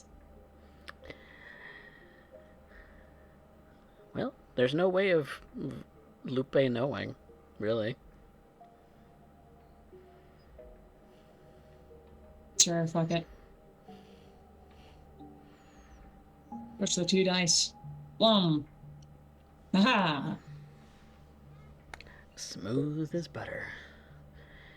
This one kind of melts like putty in your hands. That sort of flirtatiousness that you give off is apparently well received by this individual. And not but a few moments later, they're definitely dragging you back toward their car. Lupe will get in the vehicle with them, have a little bit of fun, tiny bit of the foreplay of it, of course. And the moment that she is able to, she presses her cold skin up against them Mm-hmm. and bites into them. All right. Pax, you see at some point that Vanessa has disappeared into the crowd, and you are left by yourself for the moment. Or is there anything that you're doing right now? She's gonna make her way outside. Kind of stand close to the door, watch for her to leave. She doesn't trust that this person just showed up when she was supposed to be meeting Julian. They know that police have been involved with her father, and Julian's been keeping an eye on them. Mm-hmm. So it could just as well have been a trap for him as anything else. So she's gonna stand there and wait. Okay. Lupe is going to go ahead and, with this individual, lingering kiss them. Okay. She gives them a private.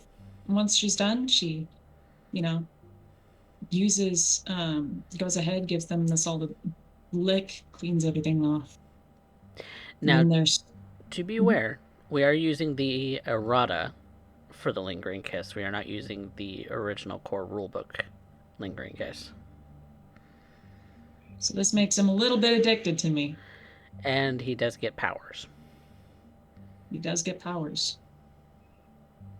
So he'll get presence, a presence rating equal to half of yours for a brief moment, a brief period of time. I think it's one night, Mm-hmm. and it makes him addicted to you. Okay. Lupe is going to go ahead and pull out from his wallet, just take whatever cash happens to be in it. She holds it up to him. This is for the services rendered. And if you want to come see me again, she grabs his phone, types up her number, a private phone number specifically for this purpose, Mm-hmm. and just adds it, Vanessa, to contacts. They nod, still a little bit, sort of, a little whacked out of their gourd, due to the euphoria that is brought upon by the bite in general and by that sort of extra little piece that you left behind. The Kind exchange is simple. She makes it clear. The exchange is simple.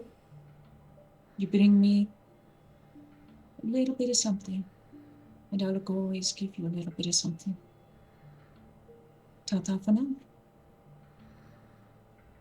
Adios. and you walk away from the vehicle, and Pax is kind of waiting outside for you. In fact, she just is walking up, adjusting the shirt. Buenos Looks noches. like you had a fun time. I thought we were getting drinks. Oh, sorry. It's I won't deny I've been looking out for one particular focus this evening. Fun before drinks. on focus indeed. I want to insult, please. Yes, so wits, insight, manipulation, subterfuge, Lupe. Yep. I'm sorry. She's not. Lupe is not bad at lying. She's the opposite of Gregor. No, Oh, Jesus Christ. seems like the up I'm and up. carrying. Yep. I can't seem to win. What the fuck? Seems pretty much like the up and up. And Lupe will now just like fully elated. She'll just bounce up to Pax and grab her hands, and her skin is cold, and she holds them. She's like, "Yeah, I definitely owe you drinks, though. Go ahead and get it for you. I have the spare cash." Pax's hands are also cold like ice. Mm-hmm. And Lupe just kind of makes a glance down. She looks back up at Pax. I have a couple of questions for you, Senorita Caseta. If I could, Yes. may I call you Pax? Yeah.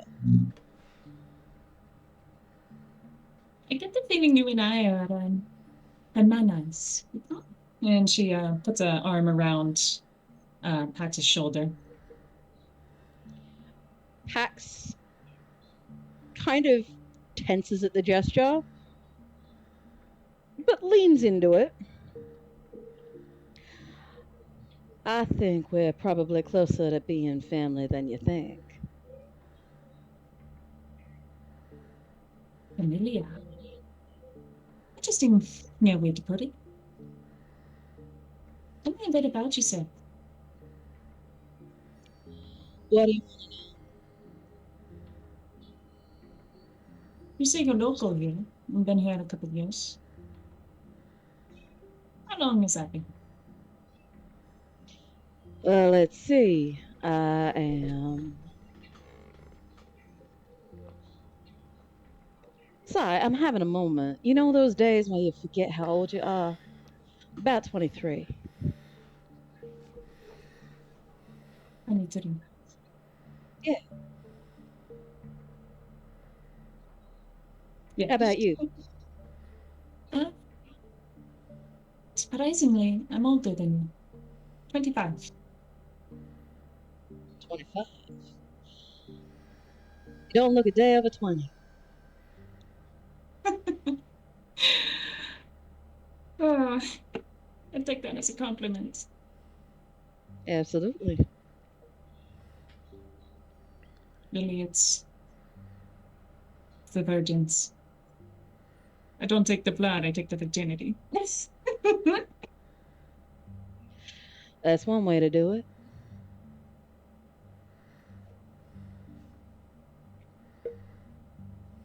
She walks them over to a table and waits for a waiter to come up. She looks over the drink menu. Once they do, she goes ahead and I'm going to blush of life at this moment. Okay.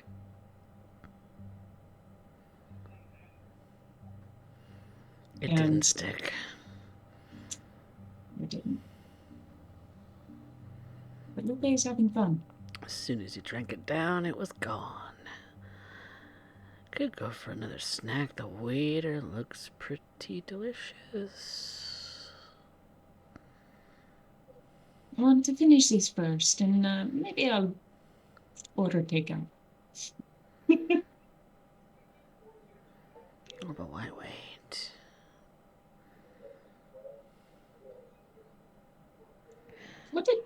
What was it that you and that Julia? What had you on that part of town? You seem to be more of a classy woman yourself. I mean, you're gorgeous. Thank you. I was just meeting up with my cousin. We were gonna go have a couple of drinks, but Akadad and I showing a new face around the city. Have some drinks. He said he was on net business. Wish I could drink on the job. Sometimes having a drink on the job is part of business. He and I work in the same industry. Security. Security. Yeah. Interesting. And once the drinks come on by, she ordered a margarita, and whatever Pax ordered, she Whiskey offered. on the rocks. Is I love the juxtaposition of these two. Her margarita is just like this hilariously bright neon color. It's got like the edge and everything. Salt. I don't know if it's salted or sugared. It's off in Dirt. salt. Is it salt? It's off in salt. Yep. Yeah, normally. Just got a lime in it. And she goes ahead and drinks it. It's like drinking down swill. It's ash and water, and it's disgusting. Stay. That's the important part. That's really interesting. What's security about? Do you like do bodyguard work, or you like protect a property? I used to know a guy who would go out on the town and was like officer for a parking lot area, but it was more like a construction lot. A little bit of column A, a little bit of column B. Sometimes we look after businesses, sometimes we look after people, sometimes we just look after general areas. Gotcha. Brings in a decent amount of money. Is it wage or commission? Like a contract? I'd say it's a bit commission. Sometimes it's a wage. Depends on who you're contracted to. See. She's asking a lot of questions. She seems way too interested. What do you do for a living? Cleaning, frankly. Ergo, the mundanity of my day job, I end up finding myself here, usually on nights like these. Cleaning. Bet you've met some interesting customers doing that. I'm jealous of the kinds of beds and houses I get to go through. Fortunately, I don't get to go necessarily. Of course, it's like going through a dream. Going through Jim. a dream. A dream. I want to pretend I'm a princess some days. Not gonna happen. But Why pretend when you can be one? easier said than done. I mean, money's hard to come by. Just tonight, I honestly have come to a bit of a run of luck. Finally found enough that I would be able to get us drinks for the night. So course, I wasn't planning on drinks. Wasn't planning on drinks. What were you planning on? It's hard to have fun without a bit of alcohol. I'll be honest, most of the time I just end up kind of inserting myself in parties. You meet a lot of new people that way. I'll agree with you on that. Absolutely. So, how do you end up inserting yourself into parties? It's simple. I just, she slides across the table, moves her chair with her, get close and personal, and she puts her um, shoulder against Pax's and start talking to them, asking them about their lives, their ambitions and careers, the things they like. And once I understand them a bit more, then we're friends. So, what do you understand about me so far? You got me curious now. I understand you're my kind of woman. Strong, You reckon? independent.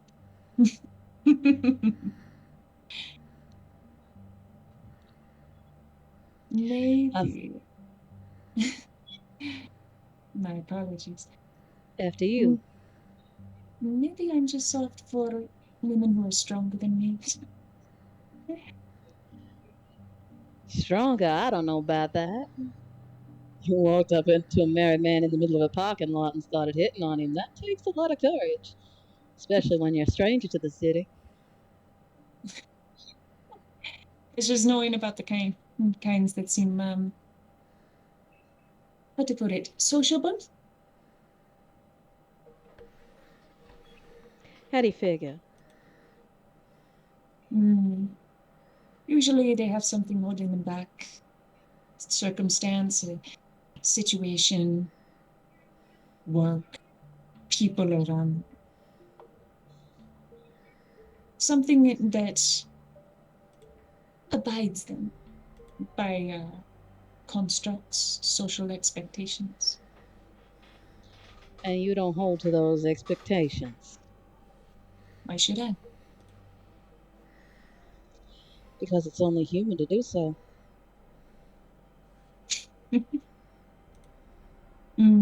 But I think I hold the expectations just fine. She takes another sip of her margarita.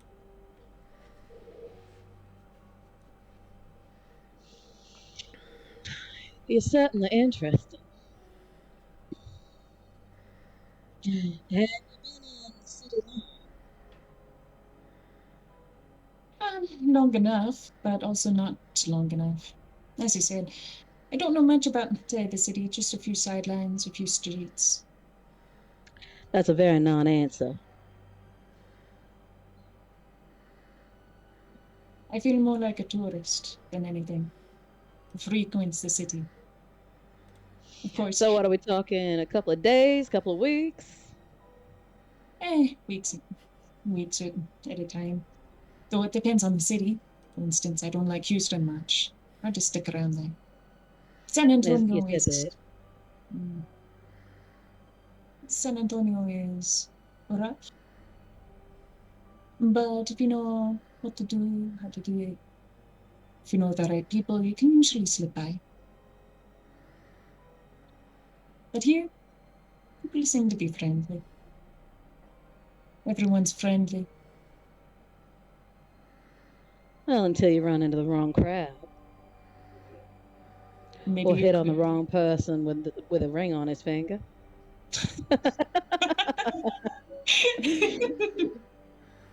I apologize to your cousin for me. I don't think he I'll wants to have see me to. anymore. I'll have to. Gracias. You haven't taken a sip of your whiskey yet. Is something wrong with it? I've just been distracted. After all, I got this lovely vision sitting right beside me. You flattered too much. Too much? No. Oh, but she looks like a tasty snack. What would that taste like? What kind of snack is she? Who's that for? That's for you, Pax.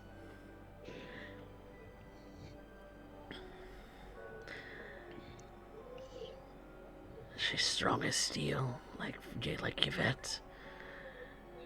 She dark and like molasses, like Don Hernandez. What is she? You spend a lot of time in the nights. Usually, it's the only time to get around. I mean, working all day, 12-hour shifts. Must be hard to contact during the day, working so much. Let's see. I tried to get another job locally, but it didn't seem like they wanted me. What kind of job? Looked to be a bookstore. I was hopeful because it seemed like it might be able to make ends meet, having a bit of more of an inn in the city. Bookstore. Bookstore, antique store, something like that. I know a professor who runs a bookstore. Really? Maybe I could have a chat with him. See if I can't get you in. Out of curiosity, what was his name? Alistair. Ah. Funny enough. Same one. Coincidences, huh? Small world. He's a good friend of mine. Really? And by friend, you mean Someone I spend a good deal of time with. only at night? And very subtly, Lupe will look at Pax and flash a fang. Pax grins, and there's just this tiny hint of fangs. I had a feeling.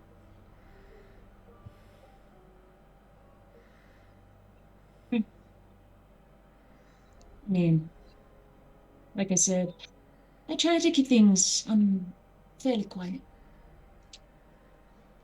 So how come Alistair kicked you out?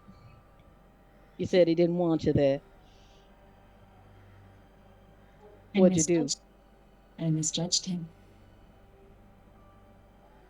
That tends to happen with Alistair. I thought he was just a normal mortal person. She says that more low, very hushed voice. And was promptly proven wrong. As he ordered me out. I didn't Fair realize. I didn't realize until I was already out. So she takes another sip of her margarita, and you can see she's like a little flustered over it. Really, just almost grumpy about it. Have you made yourself known in the city yet? Not currently. It's how do we put it? I have to move around a lot. You said. Unfortunately, one of the big wigs in the area likes to know who's in the area.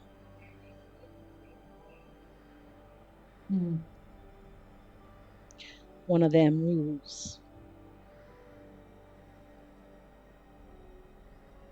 And I have a question for you. And certainly can tell me no at any point. But would you be interested in a bit of a small trade? As you see, Small what? a small trade. You see, your friend Julian informed me that he was a trader. I'm interested. What you after? Not involving Julian. But if you could introduce me to this big week, and hopefully good terms-ish.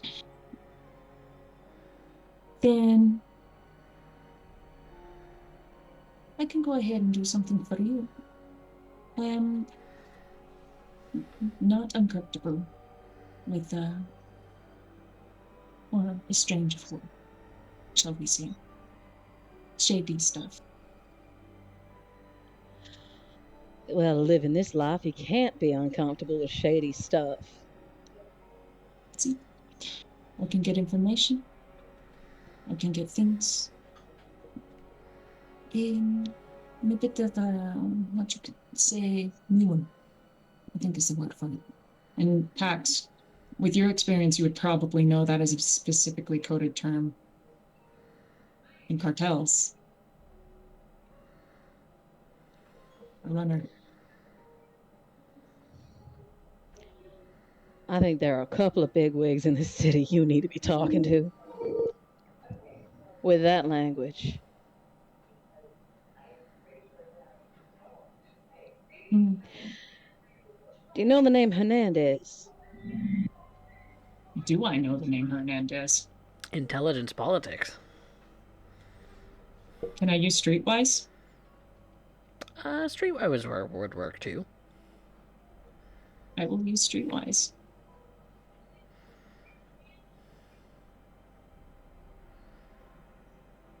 Dots. The Hernandez family.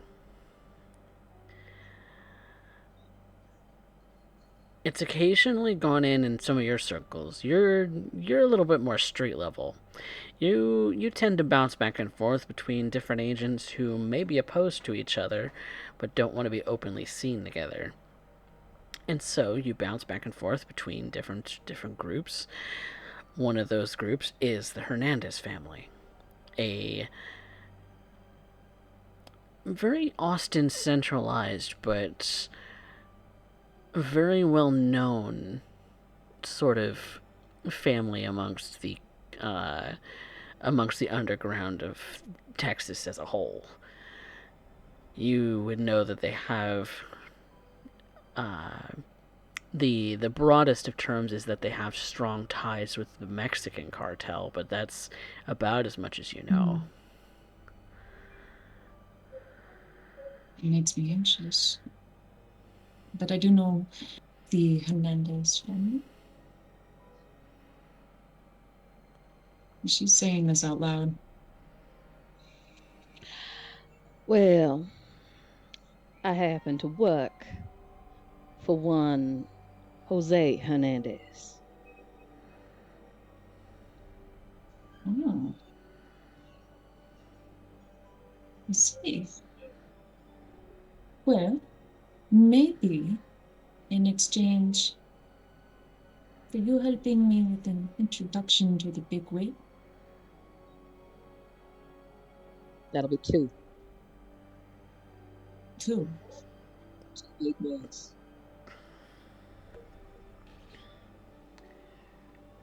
She caught your head. He's the. Well, I wouldn't say he's the smaller of the two. But the boss is not really the main one you need to be concerned about, especially if you're getting around with me. Happened to make the other one a little cranky recently.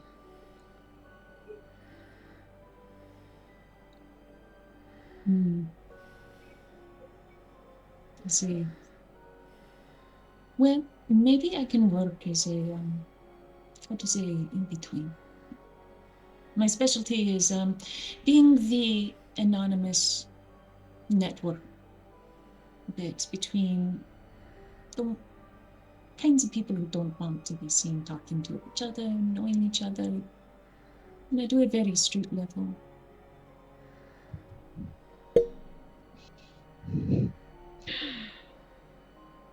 Pax down the drink, and she stands up. And she's like, "Come with me. You need to talk to the boss. This is above my level." I follow you. And yeah, Are you dragging anybody else along, Pax? Or are you just going straight to Don Hernandez? She's gonna send a message to her coterie saying, I know this is getting old, but I've made yet another new friend.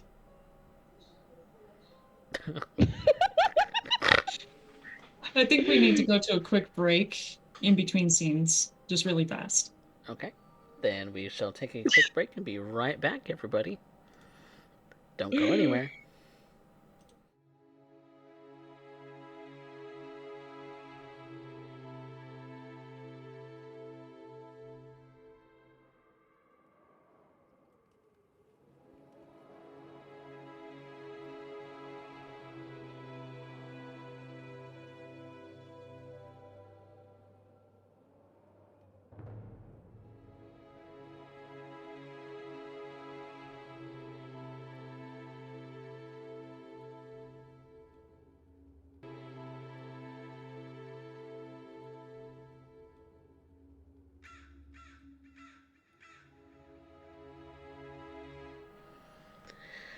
Welcome back, everyone, to Austin by Starlight. Pax was sending out a message to her coterie mates, Yvette and Alistair, and potentially Deja, although Deja has been, now that she has been titled Baron of her own domain, there's a lot of shoring up to do. But she would receive the message as well that Pax has found herself another friend. Two, in the course of 2 nights, it seems, that Pax has managed to run across. And so, Yvette and Alistair, how do you respond to this text message?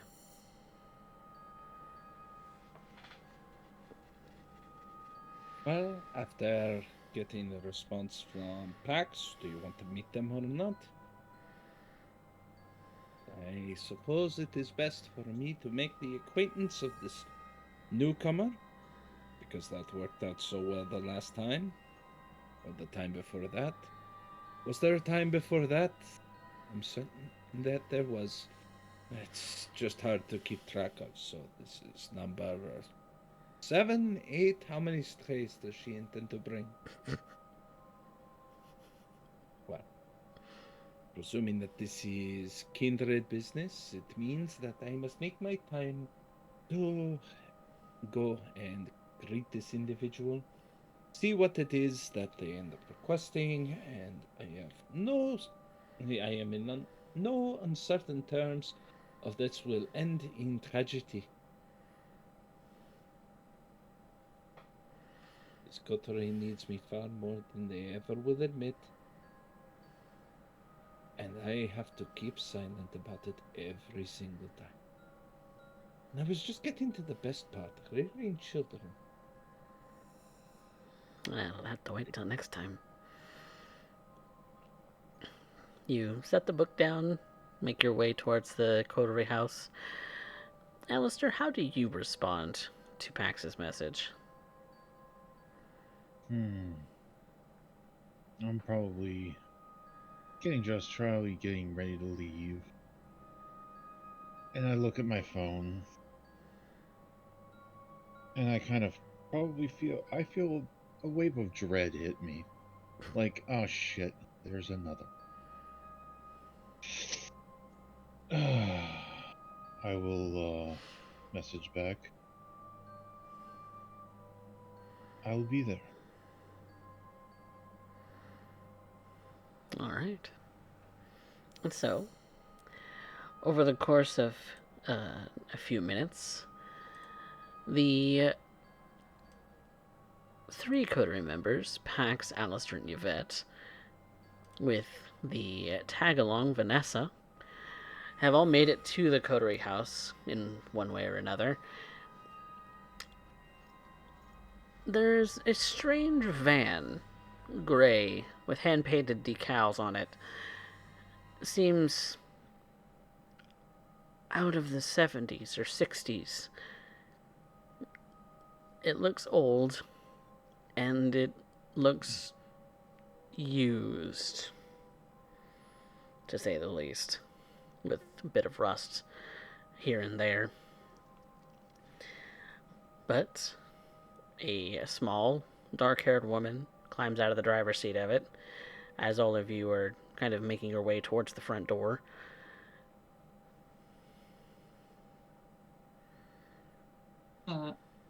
Lupe spots Alistair and is just like, ah,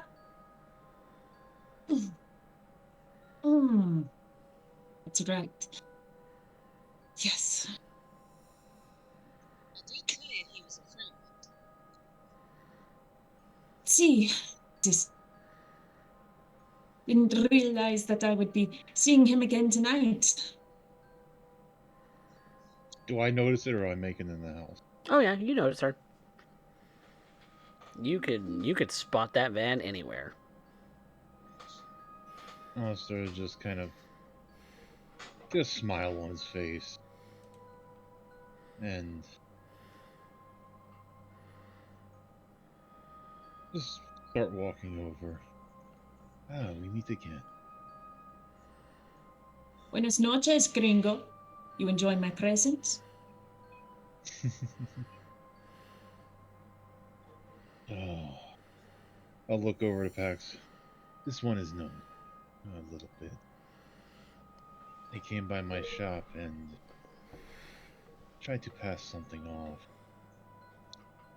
I heard, well, at least I heard that she paid you a visit. Yeah. Doesn't sound like they're too happy with our exchange. I was quite generous, but I guess they don't know a good thing when they. I'd say they know a good thing. They did try to get one over on Julian. Oh. Or should I say under? Ooh. Interesting.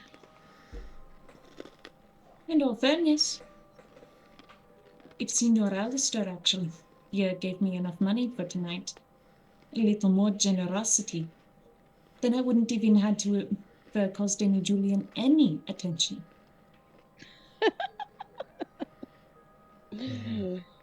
Water under the bridge. Or at least where I'm concerned. It's amusing. And Ignis. I Same got to the you. story out of it. I'm happy. And Shall we head inside? I doubt the entire neighborhood needs to hear our conversation. Yes. And as they turn and walk, Alistair walks up to the front step. If you see, he'll have that book in his hands behind his back.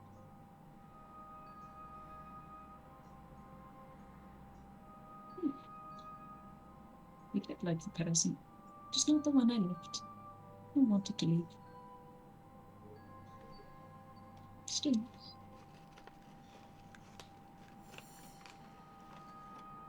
But the four of you are now inside the building, the coterie house now. Vanessa, you've already met Miss Tonight. And this is Yvette. Bonsoir. Hola.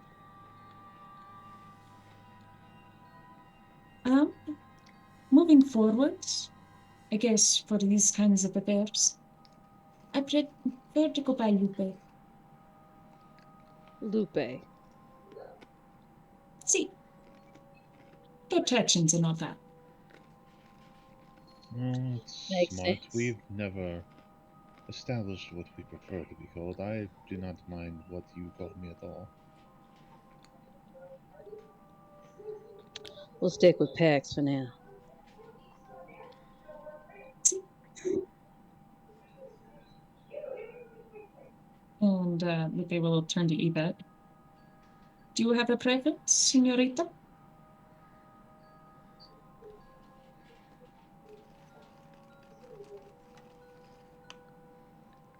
For now, Mademoiselle Lacroix. Mademoiselle Lacroix. See, I can do that.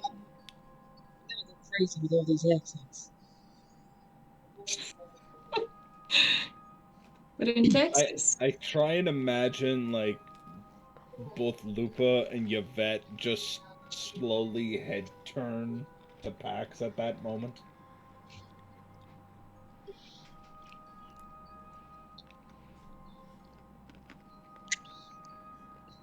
What?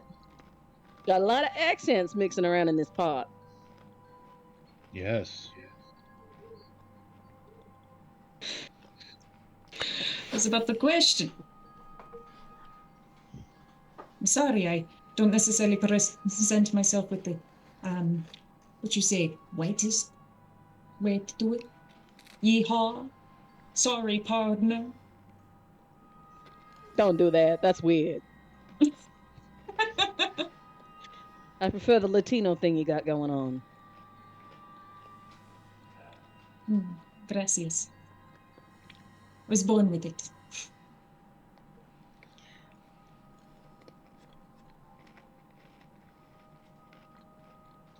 Well, Oh.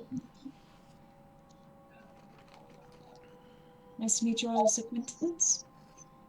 I don't often get close to other vampires. kindred is preferred term. Kindred. You really are out of the loop, aren't you?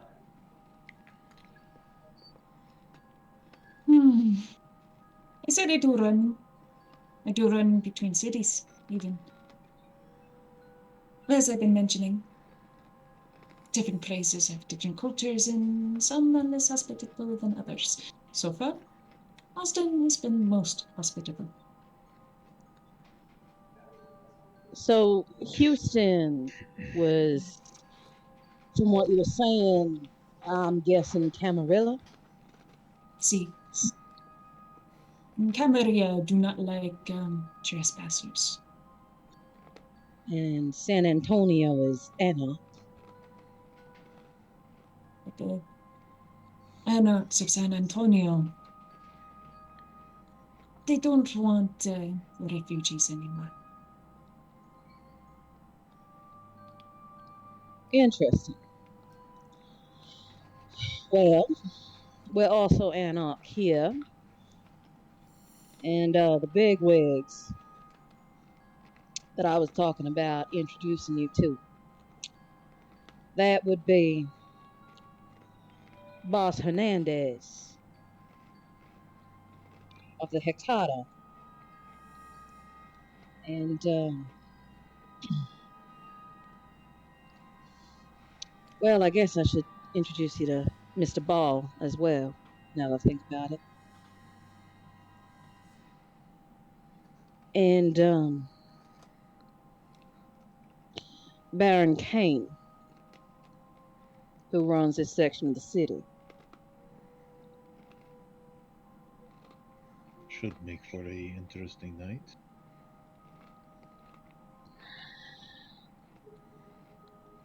I see. It's a lot of stops to have.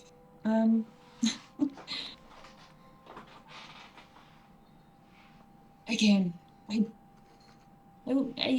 don't really speak to other of our kind much. How come? I tend to stay on the low, but honestly, I've been thinking more about the complications of going between cities these days. It's expending. Very Costly. different. See, as much as I could continue doing it for maybe another year or two, is dangerous. An 8-hour drive, that's a whole night. And then I have to find More a if you place. have a breakdown halfway. I only have my gun. It's set up so that it is convenient, but it could be a problem. You know. It's a shitbox.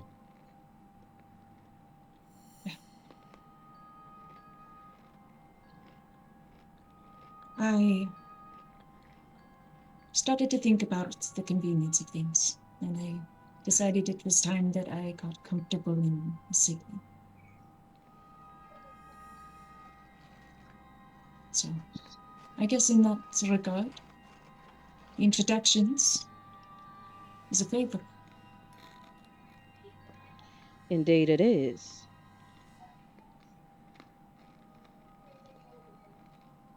And hopefully, you can find some new friends in this city.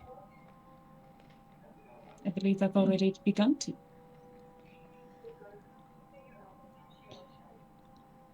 Well, you can count me as one of them, I think. And I hope I can now prove myself the same in kind.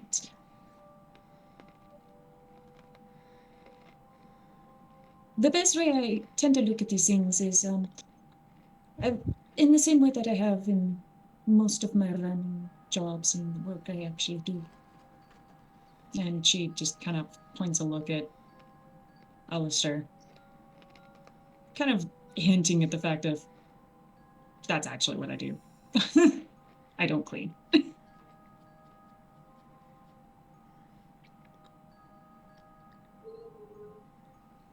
It's about equal trades. It isn't necessarily that there will always be individuals you can trust. You always have to be wary of the snitch or the impact of what you take and what you do. I am careful because of that. Careful enough. Always should be. So in that regard, for this, and the introductions, what can I offer?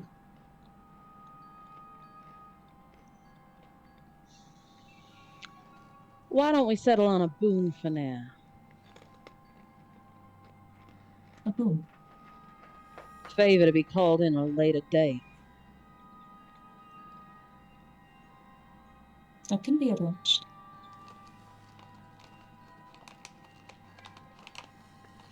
We call, you come. And I suppose it is appropriate I give you a phone number. And she pulls out a phone, Pax, and Estino, it's a different cell phone than the one that she gives to people she's bringing in for a herd. It's just like shittiest little Nokia flip phone. And she types in a number and just shows it to Pax. That's how you can reach me. Pax takes the number down in her own phone. And this is specifically only to PAX, correct? Yes, she's not going to argue if Pax decides to share it. You'll see Pax actually does pass the number to both Alistair and Yvette. We call, you come. That's it. It is a reasonable thing. Then it's settled.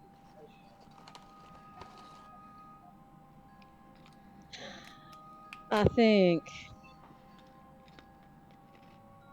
Boss Hernandez should be first. Or Mr. Ball. What do you think, Yvette?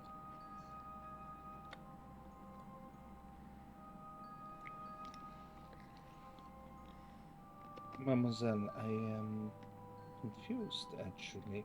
Perhaps you can clarify. Why would you wish to end up bringing this one to Boss Hernandez at this point? Because she used Carter language. In that case, I believe that Boss Hernandez is appropriate to end up visiting first.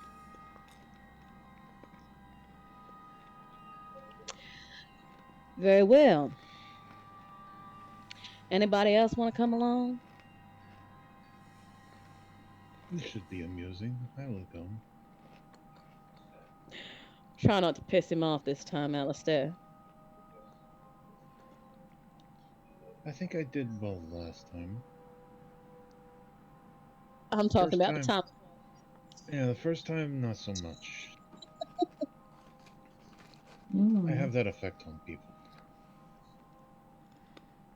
Perhaps you can enlighten me of anything I should and should not say. Just watch your tongue and treat him with the utmost respect. Boss Hernandez, he doesn't play. Mm. Silence unless spoken to, sort of thing. And Lupe will go ahead and nod. Luckily, I'm also quite good at being quiet.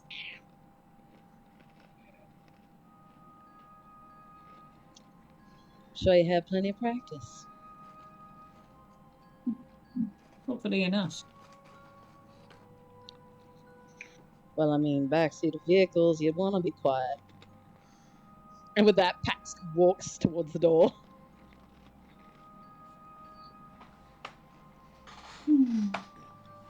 As I'm walking towards the door, I'll look over at Lupe and oh, one other thing.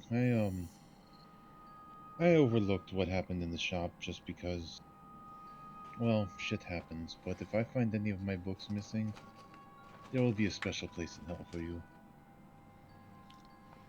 You can keep your books.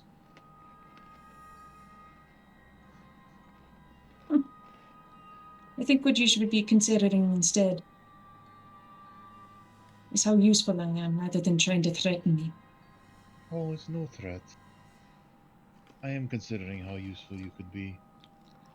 And yet you're more To be interested in entertained. making enemies than friends? You're a wild child. Think of how we met, though. I think I'm being quite reasonable at the whole situation. Senor, I merely thought you were human.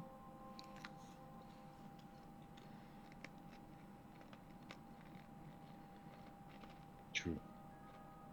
But we can forge a new relationship now.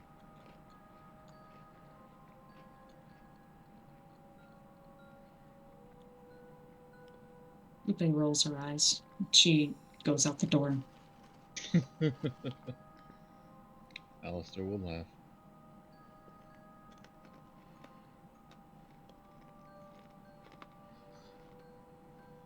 And I suppose that means Yvette is last to lock up the door? Mm-hmm. She simply just observes. Going back to her vehicle, she will take up the rear of this small convoy. All right. So, all of you head in the direction of Don Hernandez's abode. The multi-story home that has security guards around the perimeter. Entry gates are guarded as well. And, of course, one cannot forget that each and every checkpoint you are checked for guns and or other weaponry. So what weaponry are you taking with you?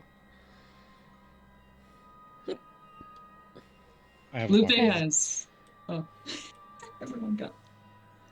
Pax has her usual revolver.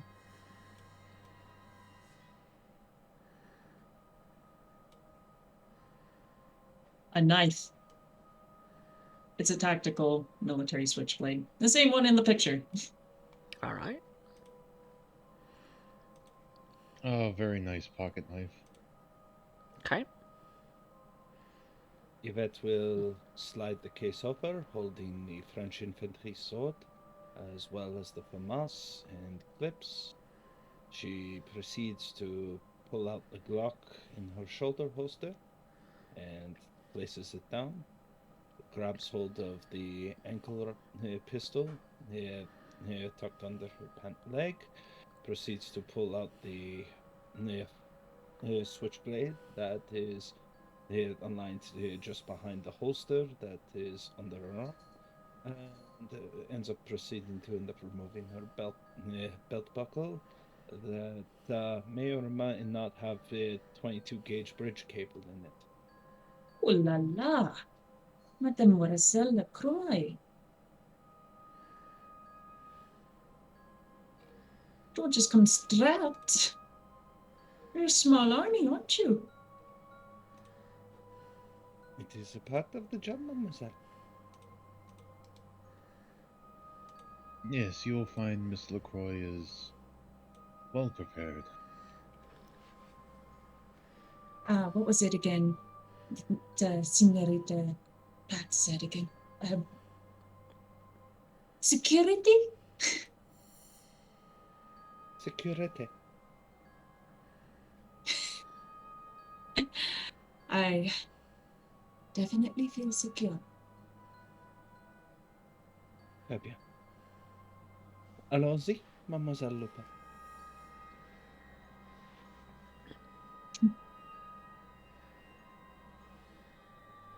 And, oh, go ahead. Nope. If you were going to say something, go ahead. No, I was just gonna say, Lupe continues on, just grabbing her one hink-dink knife in comparison. After once the checkpoint, it's just like, yeah, you're good to go. Yep. You are allowed to carry your weapons with you. They just want to make sure that you are what you are carrying, just so that everyone is on the same page. And so, you are escorted by one of the security guards towards the stairs that lead up to the office where Boss Hernandez usually takes his visitors. And since Pax, you had sent a message ahead saying that you were on your way with someone in tow, you are left by the security guard to, as he goes back down the stairs to his post, the other sort of patrolling men kind of keeping an eye on you all as you kind of approach the double oak doors that lead to the entryway into the office. As per usual, she knocks on the door and waits for a response. And in Spanish, you hear, "Come in." Then she opens the door, gestures for the others to come in. Evening, boss. Pax, lovely to see you. Miss LaCroix, And Mr. Knight.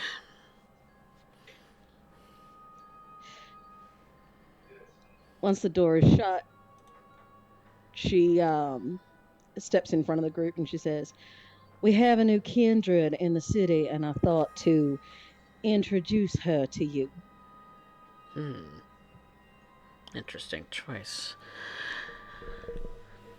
Especially since she spoke with Kata language. This is Lupe. Lupe. And you see that Boss Hernandez gets up from his seat and starts to walk towards the group, actually.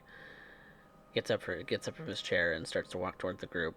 He stands generally about 6'2". He's he's he's not stacked, but he's not lean either. He's very, very kind of well built, and he wears a very nice patterned suit with a very dark tie and a white shirt. And he kind of approaches the group looking down toward you, Lupe. Kind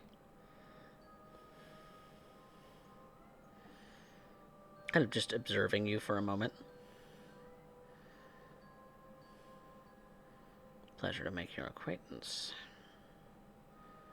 Buenas noches, Don Hernandez. May I call you Don Hernandez? You may. And in Spanish, he says to you, "Are you fluent in Spanish, or are you just making nice?" Sí. Habla español. I see. Well, good. Good to know. And he kind of gives a sort of friendly gesture and nod to Alistair and Yvette. It's good to see you all in good health, I imagine. Yes, sir. I'm glad If we were it's able simply to. nuts. Oh, sorry. No. It's good to see each other on good sense. Yes, yes, and well, we can get the pleasantries out of the way. What are you doing here, Lupe? Lupe, in Spanish, starts explaining to Don Hernandez. In simplicity, I've been around all areas of Texas, a little bit of Nevada, New Mexico. I travel, and a good part of that traveling is in the form of running. I'm a mule, you see, but not connected to cartels. I just do street work. I help people who don't want to talk to each other be able to make nice, get work done. Info, items, what have you. You say that you're not involved with the cartel, and yet Pax picked up on cartel language coming from you. It's hard not to get a little bit of it back and forth. These groups tend to intermingle with each other. So you know a little bit of cartel language, you learn a bit about the gangs. I know some gangs in California that also pass through these areas. I can get you info on the different kinds of signs and symbols associated with them. Maybe even get some contacts with them. And what makes you think that I need more contacts with California at this moment? Because you're in Austin, my dear. See, but Californian gangs move through Austin. It's a traversal city.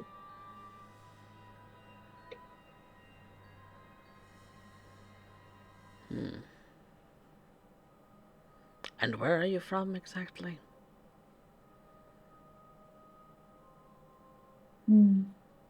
Well, I grew up in Texas, but I've moved around a lot. That doesn't answer my question. I was born in Texas. But again, the front part is Texas. I just moved around a lot in my mortal days, and Are even you now. from Austin? Are you from Dallas? Are you from Houston? Are you from Amarillo? Originally born in San Antonio. San Antonio. San Antonio.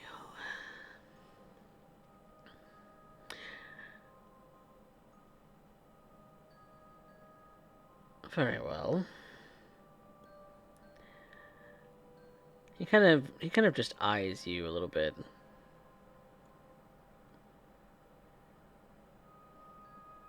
What news of San Antonio? Last time I visited, and this entire time she's still speaking in Spanish. Last time I visited, it was a difficult traversal. To my understanding, the factions there are no longer taking the refugees. Our kind are no longer taking the refugees. I suppose there was some trouble a few years back, and well, there were waves. The boat was rocked, and the big shots got mad. So it was a little grungy, a little difficult to move around, difficult to make connections. I can only imagine. And how long ago was this? A year ago, A year ago. see, I had to make arrangements, leave the city due to complications. But I know Are since these then, complications going to follow you to my city? no, they're purely something attributed to what I am. A traveler. A traveler.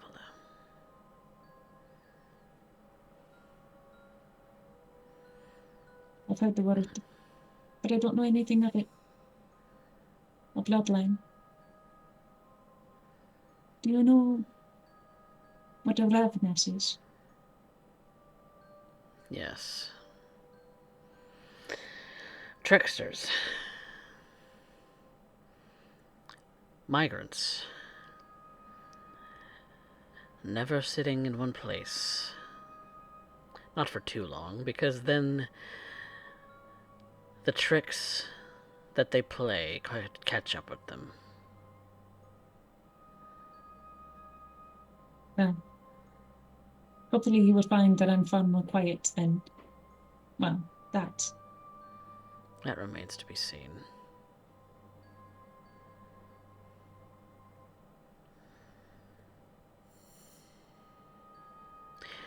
You are an unknown quantity, and until I know exactly what it is that you can do,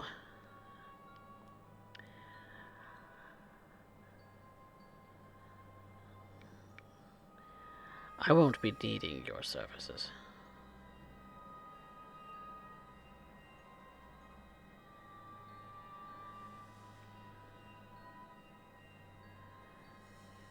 I have plenty of others who serve that role quite nicely. See, I would assume as such with someone with such prestige as you.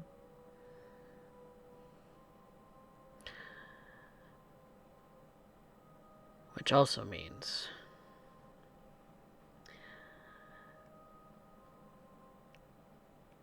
generally speaking,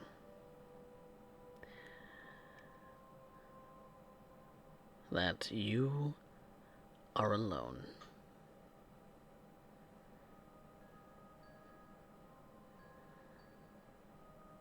See, That does mean that stepping on anyone's toes could get you killed.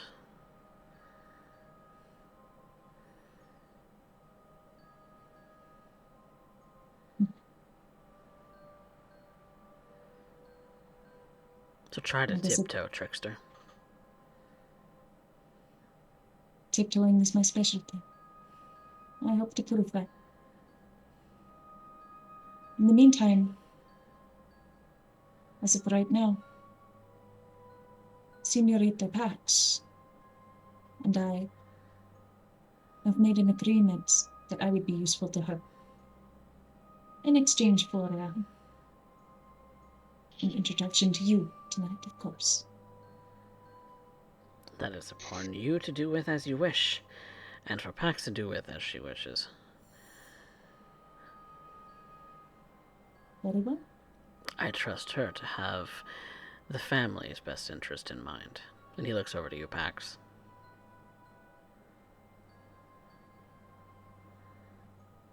Always, boss. Always. Well, And he goes back to speaking in English. Now that that's out of the way.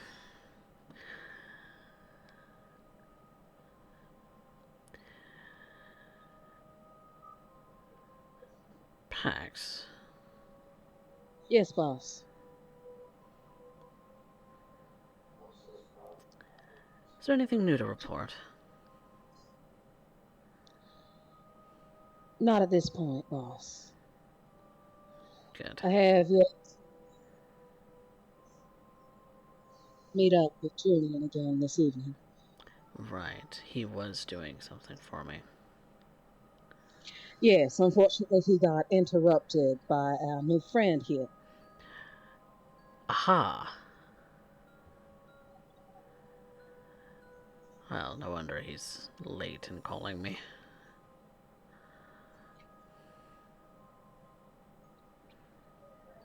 That's all right. Do catch Next up with him, stop. though. He may need your help. Of course, boss. I always make time for Julian.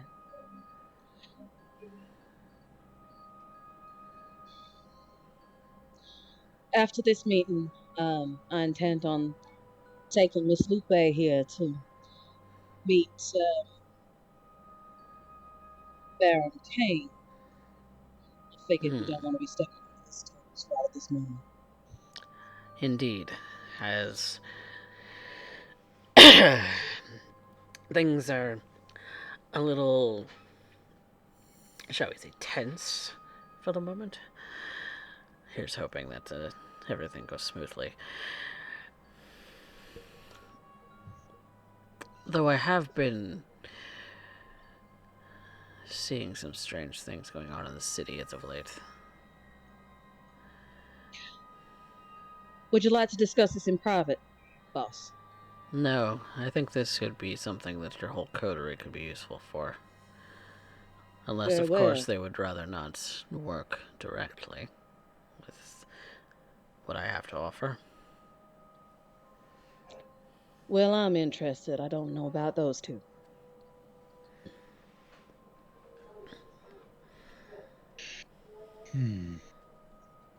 You have me intrigued. As I said, I am not opposed to working for you, sir. As long as all cards are on the table, I would be glad to be of any of assistance as I can. Good to hear, because it might actually be right up your alley, Mr. Knight. Given what I know about you and your proclivities.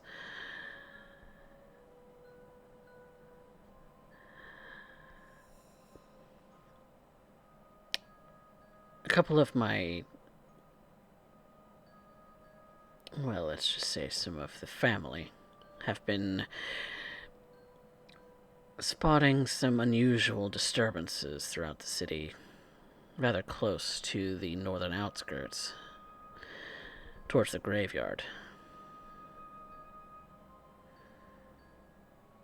More than usual, let's just say.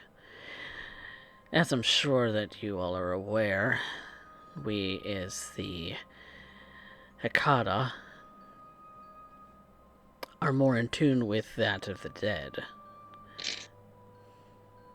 And when such things are disturbed, we tend to know about it. And it seems that more and more apparitions, I suppose you could call them, have been popping up lately. I would normally call Doc in to come and help and resolve this issue, but it seems that she is otherwise indisposed.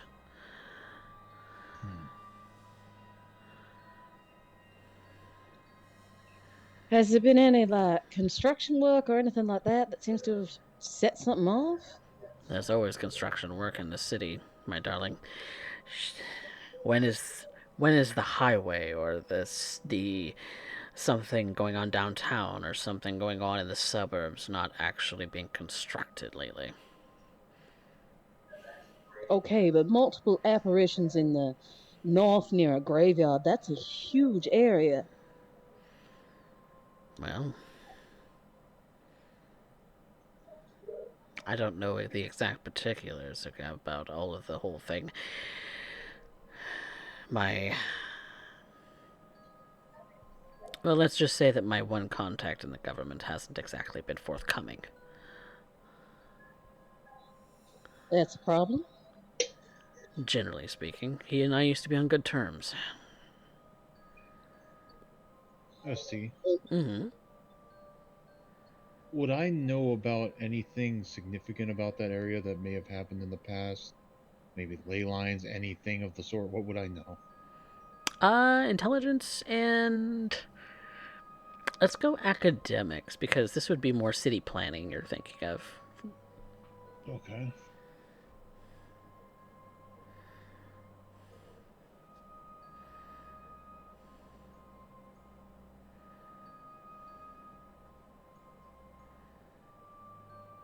And I will reroll those 3 Mm-hmm. to try to gain some kind of thought. 4 Okay, successes. there's 4. Austin has been experiencing a lot of growth lately, especially around the suburbs. The fact that the downtown areas are always so congested, city planners have been trying to find ways to alleviate a lot of that congestion over the past few decades, and with that, the idea of loop around highways and other such bypasses to try and get around these things um, have been proposed, but never to the extent or to the need that is necessary to really make that happen. The latest of the city's government has been again trying to push something like that to be constructed, and recently had a plan put into motion, and perhaps construction got ahead of schedule. It might have leapt forward or latched onto this construction project before it was even ready, so to speak. I'll kind of recite all that, just leaving my musings. And you know that Thinking out loud. you know that part of the areas for any kind of loop around project would go, kind of to the outskirts of the city and kind of snake through there. And so there is a distinct possibility that a lot of things have been disturbed to make room for this kind of bypass. Okay.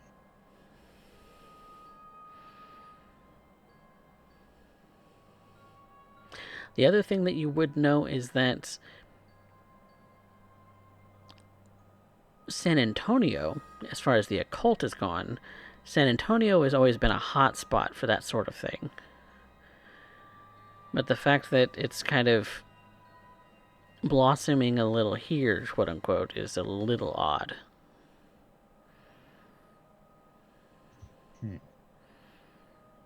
At least not to make anybody fuss over it.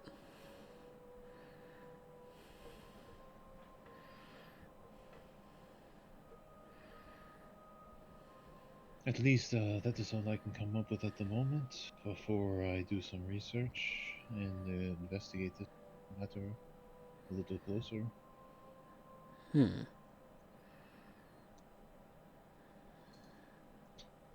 We'll look into it. Why would they keep that from me?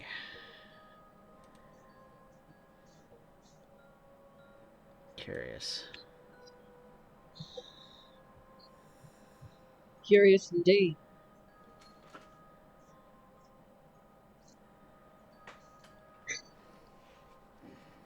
Never known Maybe Mr. somebody Pendrum to else. be very tight-lipped. Maybe somebody's got something to benefit. Or maybe there's a reason why you want to stop at this. Regardless of what it is, I'm sure we'll find out. I would be curious, very curious. As strange shifts have been going on. I don't like it. I don't like strange shifts.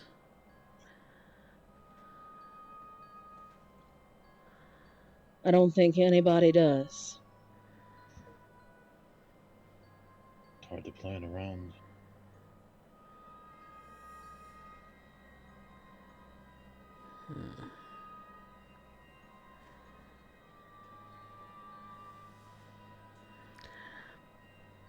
Well, any insight that you could garner by looking into this a little further, should you wish to, would be greatly appreciated on my part. Of course, boss. It just so happens I got a shipment of books in on this subject. I am eager to catalog them and them to use.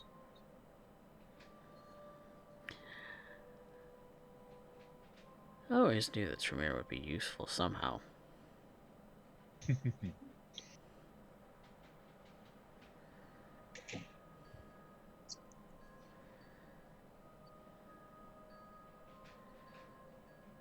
Well, I'll leave you to it.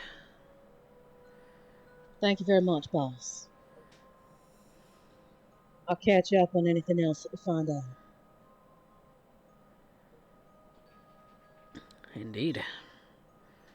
Have a wonderful evening, sir. And you have a pleasant night.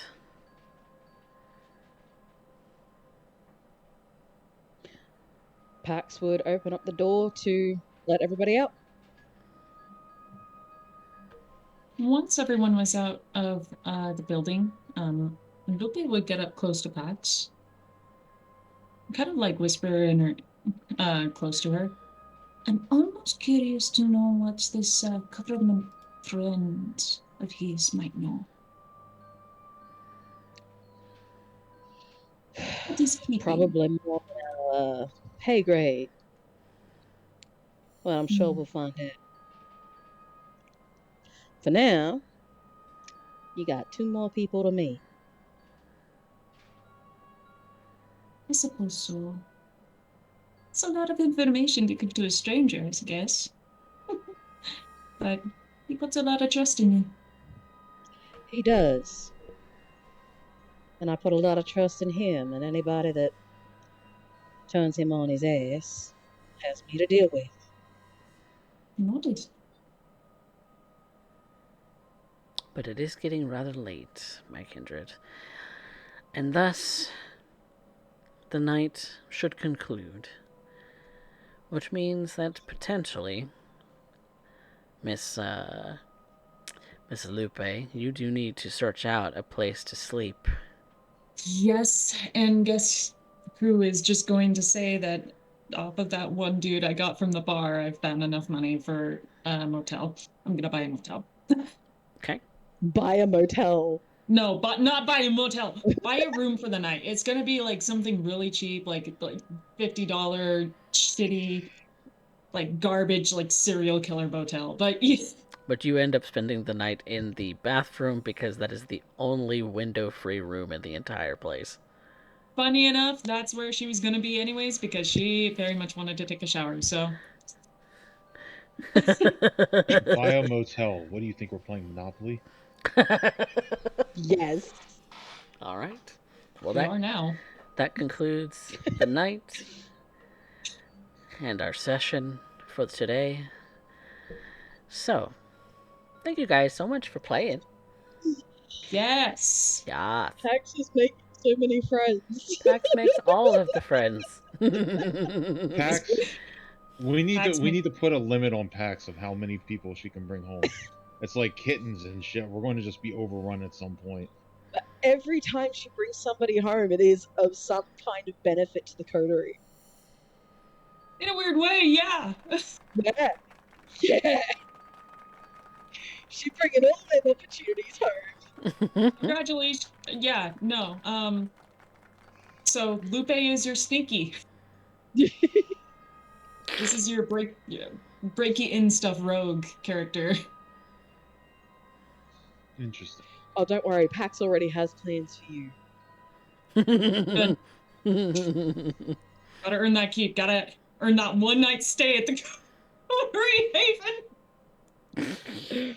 Once a week. Once a week. You notice Pax actually didn't put a label on that boon. She just said, "We called you come." Mm-hmm. So there's no end to There's no that. expectation set. Yeah, and that works. That works to Lupe's means as well, because that means Lupe has a name to the city. They're happy with that. Ah, settlement. Finally. Beautiful, beautiful, beautiful. Well, we've got the poll going up for the audience experience so that you, the viewer, can have a hand in how these lovely people progress their characters. But we also have the regular experience that we dish out. So we do things a lot like Derek does in his games, where everybody at the table gets your participation award. Yay. And then our players decide who had moved the plot, who had our best line, or who had our best scene. My goodness. So, who was the plot mover for today? I'm gonna say Kama was. I understand it was like an introduce Lupe thing, but I'm gonna say Pax was the plot mover just by basis of setting us up with these meetings, and also Don Hernandez being like, but there's ghosts. But there's ghosts. Spooky ghosts. Yep. So my vote is Pax. Anyone else object? My vote was Lupe. I just showed up and flirted with people, and then I was scared. And I got into a little bit of drama. That drama was so good though. No, it's more that without Lupe there, Pax really wouldn't have had much of a reason to go to the Don in the first place.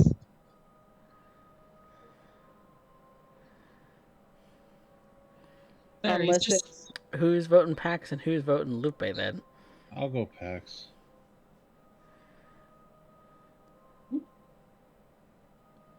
A nod. Yeah, I'll end up going with Pax. Okay. Pax it is then. Pax to get it. I do not have drama with everyone, Raven. This is your imagination. I don't know what you're talking about. Everyone. What a liar. Everyone. Who had our best scene for tonight, though?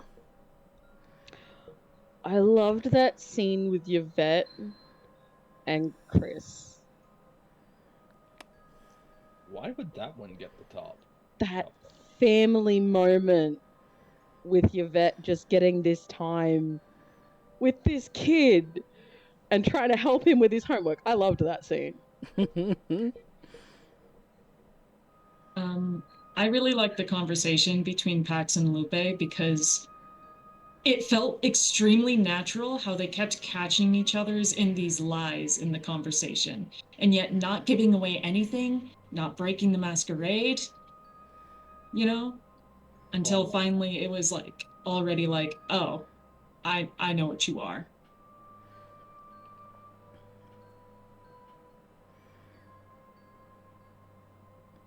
Also, what you think, Mother? I don't know. It's tough. Derek, I'll let you decide, and I'll follow your vote. Okay.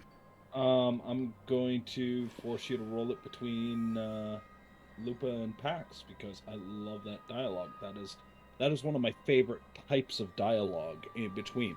Is when either characters outright hate each other and yet they're just trying to be kind and all this, but there's always this little subtle digs, or not so subtle, but they're just constantly in this back and forth, and this almost labyrinthian dialogue where there's always these hints and innuendo, but you're not.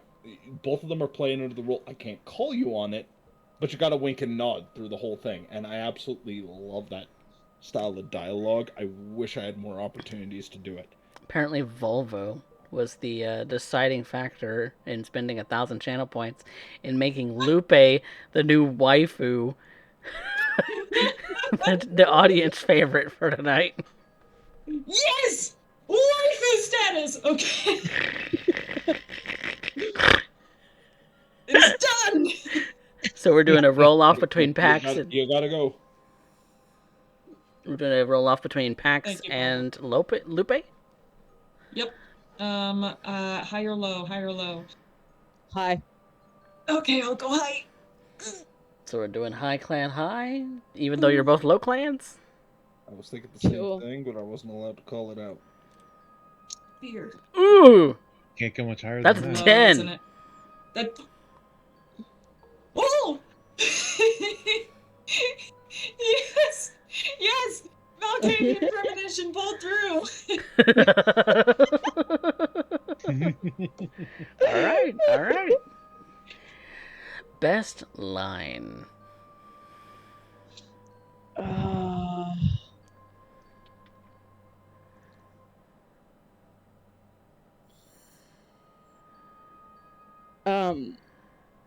There was something that I said about Lupe being quiet because you'd have to learn to be when you do it in Yeah. the back of a car. Yep. I had a hard time not laughing on that. Yeah, we'll go with that. Lupe Pax. had a couple of little digs from Pax. Like, Yeah, Pax was digging at them real hard. Love it. Love to see it. Joke's on you. They're into that shit. I mean, if I had to pick a favorite scene, though, Yvette and Chris. yeah, I loved that scene. I thought that was such a good scene. It was good. So, Derek, I'm giving you an arbitrary storyteller's XP for that. Come on, man. You're welcome. It was my favorite, so I don't do that very often, but you know, I wanted it. Well, thank you. Yeah. You got him in the fields. Yes. I'm so Because happy that I you was- did that because I was being in the fields a little bit with Chris. I'm not gonna lie. So, that was such a sweet scene. Like, I love really it. loved it. yeah. When I say that Yvette, yeah, it's her herd. It's not a touchdown. It's a herd. She doesn't take lessons from it because the way I kind of look at a touchstone is this is kind of your mentor. to Yeah. humanity. You know, this is your true north. Yeah, But their there's compass. a difference between her touchstones where she kind of takes lessons and tries to think about it and tries to apply it versus her herd or her family where it is she can be. She can just exist there. Yeah. Right? Even though it's weird, uncomfortable, works nights, weird situation, and I'm trying not to read too much into what I think might be a personal plot, but if it's going where I think Coffee is going, then I'm like, oh god, that's like 10 times worse. We'll see. We'll see what No. happens. Coffee would never do something like that. Why would I Well, do something like that? Here's the problem, right? Is this a case of I got on CoffeeCat's wavelength, or am I ahead of the curve right now and read into something that he didn't intend, and all of a sudden it's like, Derek, you played yourself. You will never know. Find out. Tune in next week. When we have more of La Muerta. Yes, because Oh, that's right. yes, Lethality is going to be here next week to be a bit of a guest in a guest NPC because I do intend on having that character be someone that you guys can call upon should you develop that relationship, but you could also hate her if you really wanted to. You can see. I have a question. Yeah. Are we going to combine the Baron visits? We could. Because Because I think that would make things even more interesting. I mean, we could. Nothing's stopping you. Nothing's stopping you. Nothing's stopping you from adding both your friends to the Baron visit to go see Mr. Kane. Because they were absolutely going to take La Muerta to Mr. Ball and Kane. Mm-hmm. In fact, I love the fact that I'm watching you freak out and you're about to cry right now because of the pieces I just put in front of you. Oh, are we? I just realized I'm just- the reactions were like, okay, that had to be acknowledged. People just like saying things to me because I have a little panic attack and like silently to myself. Sorry about that. I just watched this. We literally watched just now. Like, go ahead and clip it. The literal visage of one mind breaking. I mean, I'm curious as to why this mind is breaking, but we have a couple of other things to settle. Did anybody recover willpower? I did. I got money. You got money. Needed to get cash so I could get a room for the night. I should have jumped on a chance to get mine done, but I didn't. Maybe next time. Am I about to be a grave robber next session? We'll find out. Who knows? Who knows? It's the Hakata. I have a question. Yeah. North. The north of the city. Yeah. Whose domain does it fall under? North Kane part of is the city north is and- Baron Kane's, yeah. Okay. So at South least we're part of still the- working within Baron Kane's domain. Yeah, south part of the city is Santos, whom you have not met yet. Santos is the one that Yes. scares the ever-loving shit out of me. Yeah. There's a reason I've been actively avoiding this particular region of the city. Yeah. That's kind of why I was asking. Yeah. The south Okay. south of the river is Santos's domain. See, we're taking the brakes off of this train then. Okay. Mm-hmm.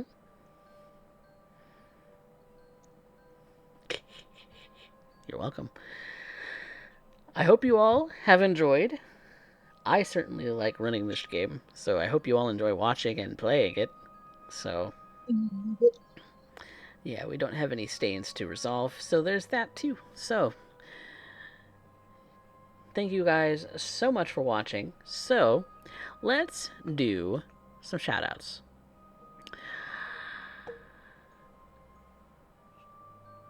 Derek, shout yourself out. What you doing?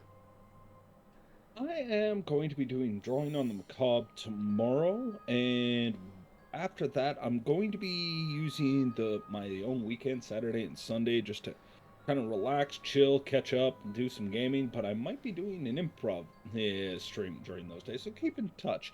I also end up well, we just concluded Edmonton by Night. Yes. So we are going to do an AMA just wind down session, answering Q&As for the entire Chronicle.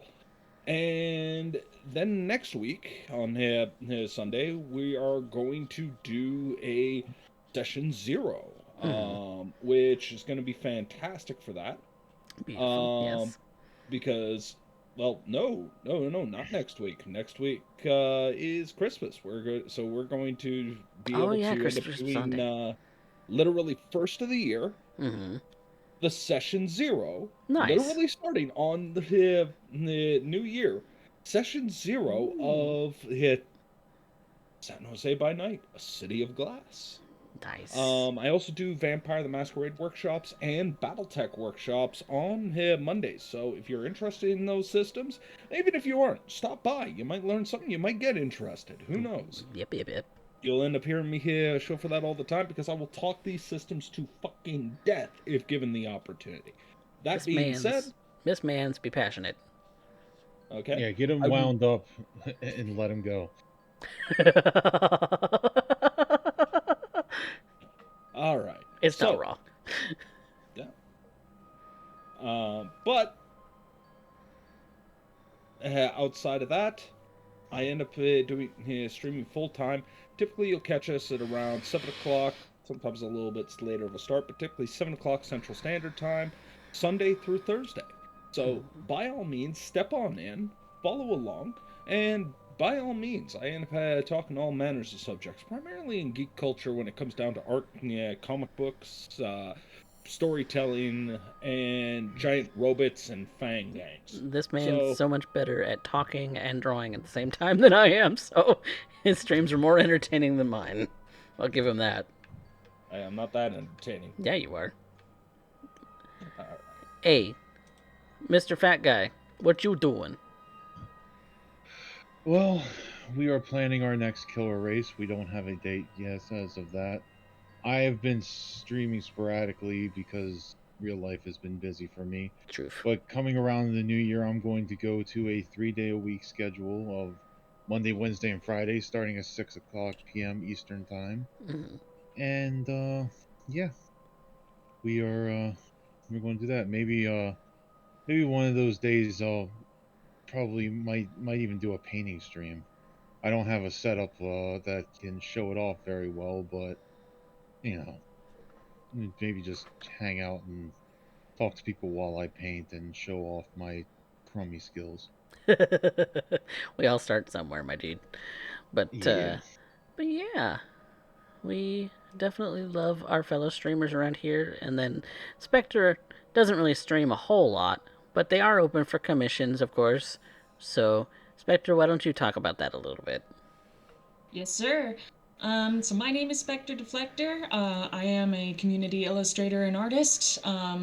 Currently, I am filled with commissions at the moment, but coming up at the first of the year, I think I should be all set and good to go to take on some more. So stay tuned for that.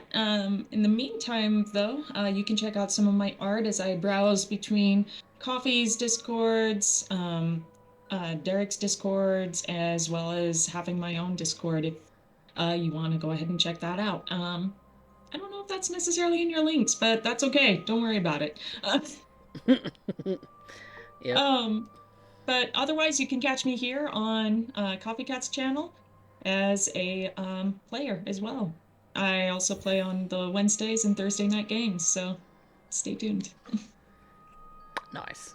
And then there's our lovely Moxiepox, who doesn't do really a whole lot online, but she does occasionally draw some arts, which we occasionally put in the slideshow. Hey, we love our monkeypox here. We do. We do. We love her. She's great. Oh, the love. Yes. All right, Coffee, show for yourself. Hey, Lamau. Yeah, I'm CoffeeCat. This is my channel. You are here because you know me somehow. That's basically is what it is. Definitely feeling all of the love here on my channel because you guys have been helping this channel grow immensely in the last year or so, because I posted stats on that from the Twitch recap for 2022 on the Discord. So you guys really should go check out those graphics and see how it is that you have helped this damn channel. And of course, we have YouTube. And if you're here on YouTube and you have caught me somehow having not actually joined me on Twitch, twitch.tv/CoffeeCat Presents, because that's where we go live for these things. And so if you're just catching the VODs, respect, but you can always check us live and be involved in the chat too. So, because we have some great times in our chats. But we are very close to 500 followers here on Twitch. We are very close to 100 subscribers on YouTube. And it is coming up on our 4th year anniversary as an affiliate. So, kind of if we can meet those goals, if we can meet the follower goals on both YouTube and on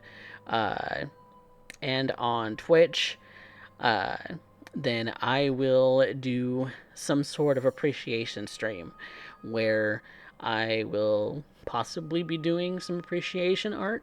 I haven't decided what exactly that would be, or it would be a video game stream, but it would probably be somewhere around where I take a day that I normally don't stream off from my day job, and I would do some kind of 8 to 12 hour appreciation stream for you guys so that you guys can just hang out and be chill. So that's something that I will be preparing for because I do want to hit those goals before the 4-year mark because goals. So the subscriber count up there is very minimal, but I probably will be switching that out for a follower count for that sort of thing. So we'll be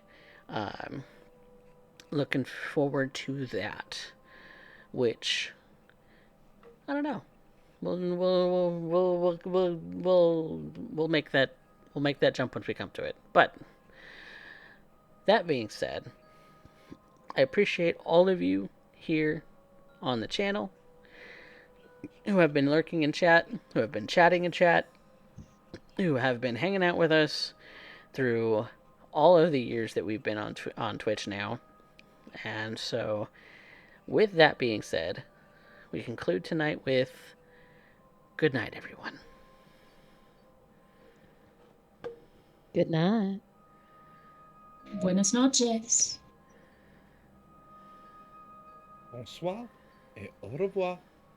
Shit, where'd my wallet go?